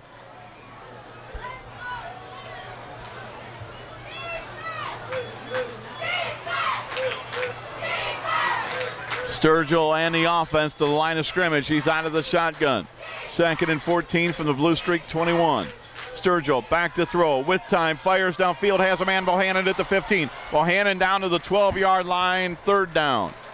Naz Bohannon, his 7th catch of the year. Nice job of Naz at just kind of turning it up. He wasn't going to get in the end zone, but picking up an extra couple yards on that one. They have it at the 12, 3rd and 5 from the Blue Streak 12. Quickly to the line of scrimmage they come. He'll turn, he'll hand it off, fakes the handoff, Sturgill keeps it to the 10, to the 5, touchdown Lorain. Sturgill faked out the Blue Streaks. I thought he was going to hand it to Huff, and Justin Sturgill goes around the end for the touchdown, and they're within a point with 6:33 to go in the ball game. And Justin's got those pink socks on, and they were churning about as fast as they could churn to get it in the end zone on that one, but he faked out the entire Blue Streak defense on that one. Justin Sturgill in relief for the Titans with a 13-yard run. And the Titans are down by 1, and what will they do? They trail 23-22 with 6:33 to go. They have gone for and made 2 two-point conversions. They're going to go for 2. Sturgill out of the shotgun to give Lorain the lead. We've got a whistle and a timeout for the Titans. They want to talk it over. We'll take a 30-second timeout as well. 6:33 to go. The Blue Streaks lead by a point on the WEOL. Colson and Colson, Gridiron Clash. We're on AM 930 WEOL. And Tom, we're online. WEOL.com. Hey guys, how you doing? Yes, for a nicer day, huh? Oh, it's beautiful. Gonna get some big ones. Anybody want to wear a life jacket? I'm good. No life jacket? That's a deal breaker. Daddy, you promised. Daniel Stevens. Yeah, give me one of those life jackets. This message brought to you by the National Safe Boating Council and the women who nag you. Love you. Justin Sturgill in relief for the Lorain Titans of Davion Dower to start the fourth quarter. The Titans were down by 15, and now they're a 2-point conversion away from taking the lead. Sturgill following the timeout. Titans trail by 1. Huff and Chavis are next to him on either side. Sturgill takes it. He'll hand it off to Chavis straight up the gut, and he got into the end zone. The 2-point conversion is good. And the Lorain Titans take the lead, 24-23. The Titans were trailing by 15 to start the fourth quarter, Tom, and in 5 minutes and 27 seconds, they've outscored Sandusky 24-23 to shock the crowd here at Strobel. And you see Coach Mack, his players doing a lot of celebrating over there with 6:33. There's still a lot of game to go, and there's still a lot of Javon Alexander to go yet today. That's certainly more than enough time for him. So I think Coach is trying to get the team settled down a little bit and saying, listen, we got to come back and play some good defense here, because Alexander can certainly make things happen. There's plenty of time to do that. Let's go down to the sidelines. Gary Pelter. Gary? I'll tell you what, the old momentum is 180 degrees right now, because after Sandusky scored that last touchdown, there were some heads hanging over here on this Lorain sideline, and the coaches were trying to get the players fired up and get them going. Then they had that hitch pass that went for the long score, and it's gone Titans' way ever since. And right now they're fired up here over here on the Titan side, guys. And they should be. 6:33 to go. Jamie's Carpet Shop kickoff, Lorain County's oldest full-service flooring store. Visit Jamie's Carpet Shop in Amherst, Elyria, and Sandusky. The kick is taken at the 40-yard line. Kroom will go the other way to the 35. Or I shouldn't say that's Kroom. That is on the return. Keegan Newell. 1st and 10, Blue Streaks from their own 35. 6:26 to go in the ball game. Titans lead 24-23. Titans led once earlier, 8-7.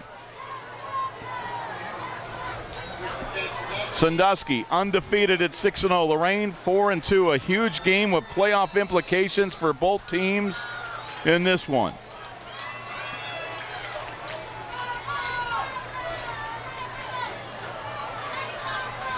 First and 10. Kroom comes in motion.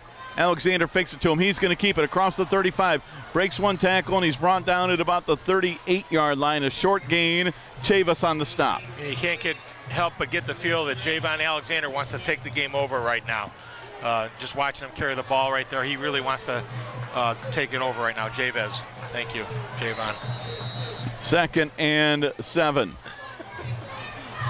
If it was Polinsky, I could pronounce it. I know, I've heard you. You didn't have to tell everybody. That's why I was writing it down for you, Coach. There's secrets. Alexander throws to Kroom. Kroom with the catch. Kroom will get across the 40-yard line out to the 41. It'll be 3rd down, 3rd and about 3. He's out of bounds. It stops the clock, 5:46 to go. That's that bubble screen again, and just making 3rd down a little bit more manageable for him.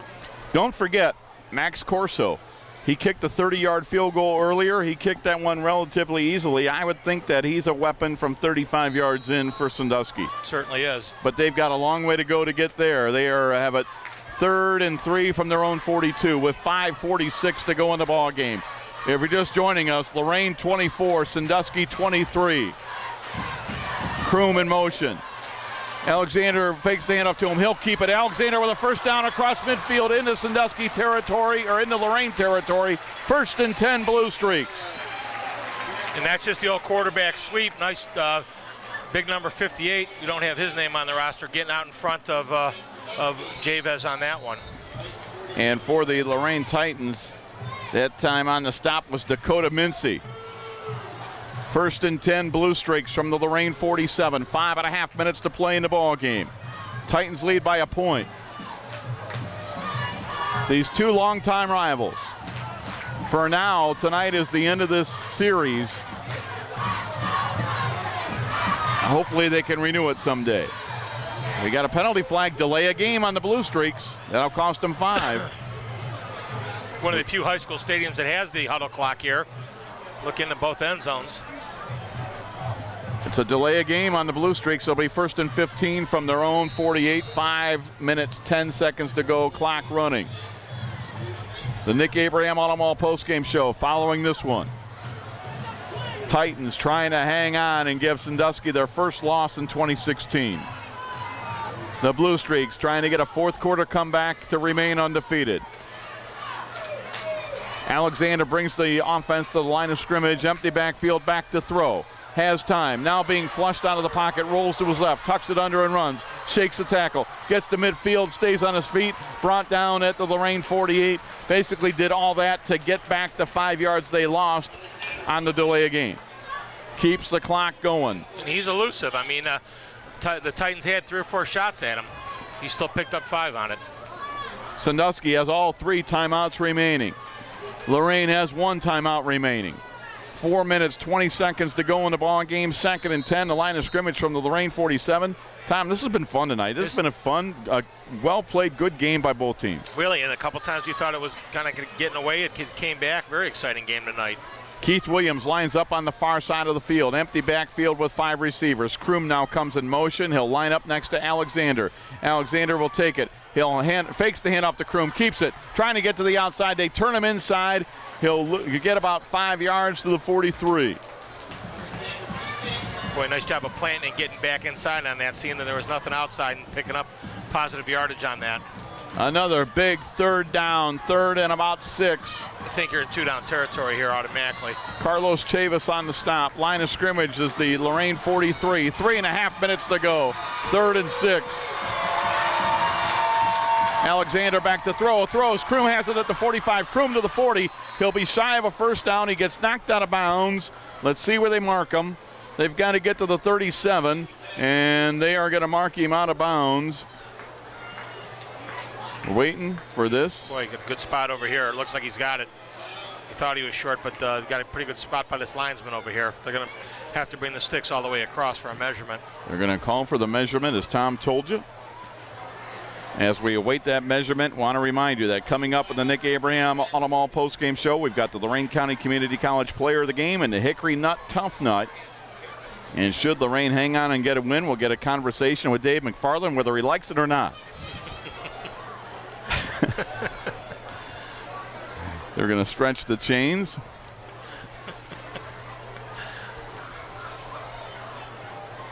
Right in front of the Sandusky bench, Lorain says they've held them, and it is 4th down, but in front of that Sandusky bench, we have no idea how close they are. So it's 4th down for Sandusky. 3 minutes, 20 seconds to go in the ball game. The Titans hanging on to a 24-23 lead. The line of scrimmage, the Titans 38. They basically, I guess, need about a half a yard. Maybe not even that much. 4th and very, very short. I'd be surprised if we saw the extended count again that got Lorain in the first half to jump offside. Yeah, Lorain gave him a first down by jumping off sides earlier in the 3rd quarter. Sandusky takes a timeout. Timeout Sandusky, 3:20 to go in the ball game. We'll step aside for 30 seconds. Our score, the Titans lead by 1 on the WEOL Colson and Colson Gridiron Clash. We're on AM 930, and Tom, we're online at WEOL.com. Hi, I'm David James Elliott. During my career, I've played many different roles.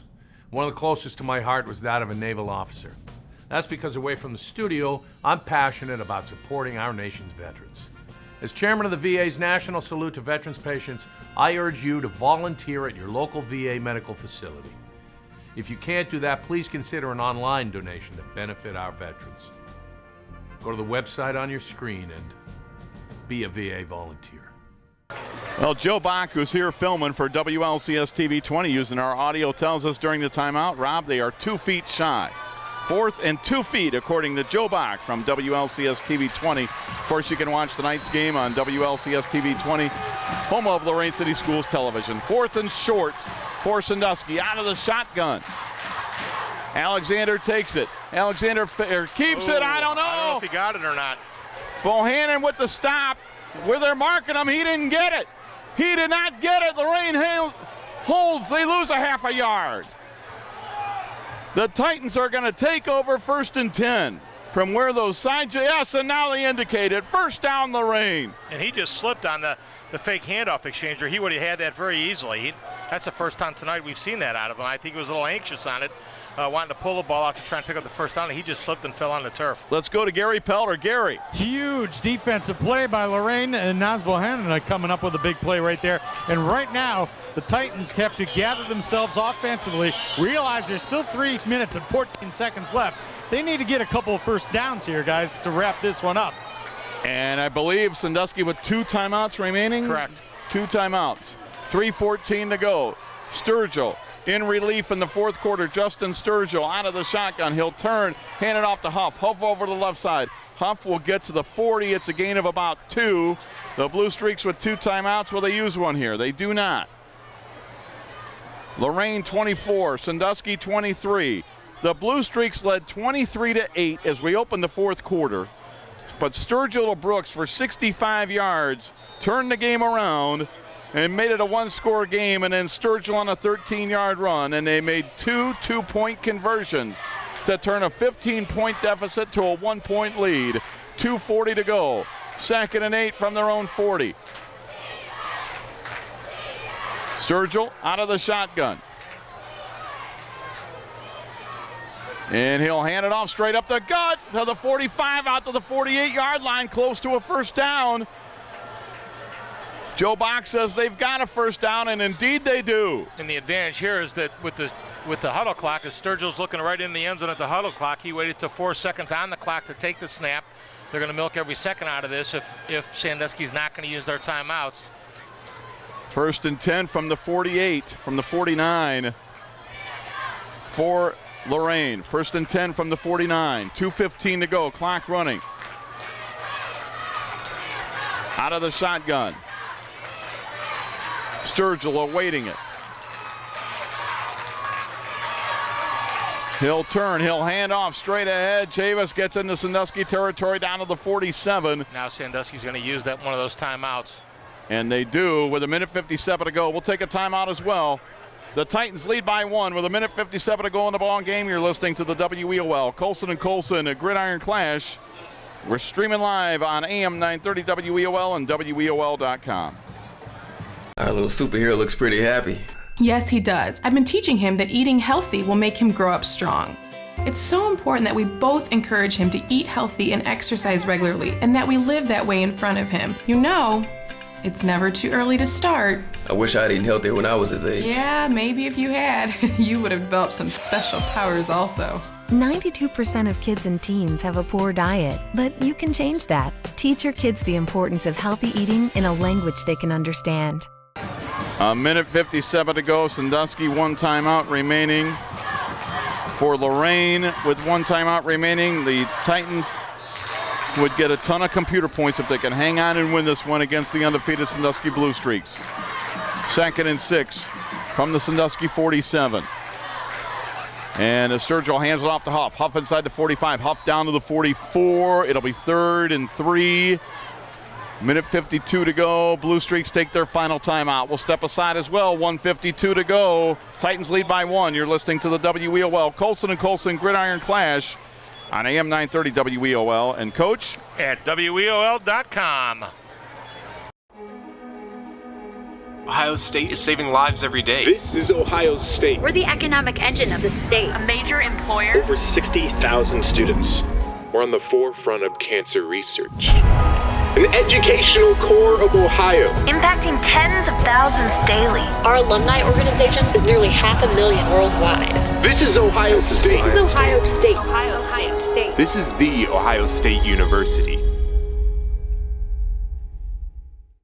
On 3rd and 3, they line up here, and the Titans, they fumble it. Sturgill then picks it up, and he'll get the first down. Oh, my gosh. Sturgill picks it up. The bounce off the turf, he picked it up and gets the first down, and that should do it. Boy, they got a lucky bounce right there.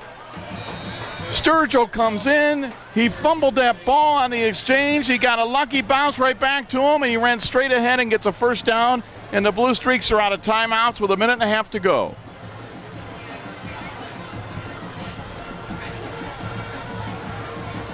And Sturgill still back in the spread snap.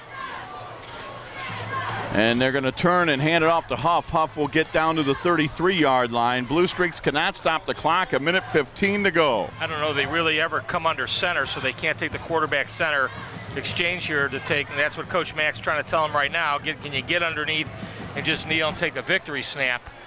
They don't want to risk a fumbled snap on the spread snap or handing it off. Lorraine has 1 timeout remaining if they need to take it. Under 1 minute to go in the game.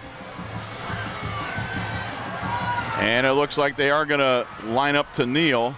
Sturgill brings them to the line of scrimmage. Sturgill takes the knee. They might need to do that one more time. 40 seconds to go in the game. Clock running. The Lorain Titans with a fourth quarter comeback. They were down on the road by 15 points to an undefeated team. And with a backup quarterback coming into the game, they are 1 snap away from a huge upset. Under 20 seconds to go. Sturgill needs to take a knee one more time. He takes the knee, and that's going to do it. The Lorain Titans have come from behind as the clock ticks down. And the final score tonight, it's Lorain 24, Sandusky 23. The Titans, with one of their biggest wins under Dave McFarland, go to 5-2 overall. Sandusky will drop to 6-1. We'll be back with the Nick Abraham Automall postgame show after this timeout. You're listening to the WEOL Colson and Colson Gridiron Clash. We're on AM 930 WEOL, or you can download that free app and listen online at WEOL.com.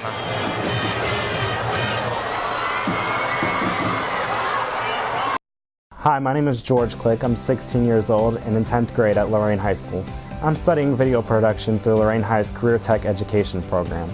My first class was video production itself, and my second class was web design. I have a big imagination. Video production is a great release for it. The program is fun, interactive, and hands-on. You learn about the cameras and their functions in a comfortable environment. You spend a lot of time editing video using Adobe Photoshop and Premiere. My video production instructor, Mr. Trout, helped me a lot. He helps you with anything you need help with. He's good at explaining how things work. Taking this video production class is what really made me want to go into this field. This program at Lorain High helped give me confidence. I now know that this is what I want to do, and it's all thanks to Lorain High's Video Production Career Tech program. And welcome back to Strobel Field, where the Lorain Titans come all the way back from behind, and they defeat the Sandusky Blue Streaks 24-23.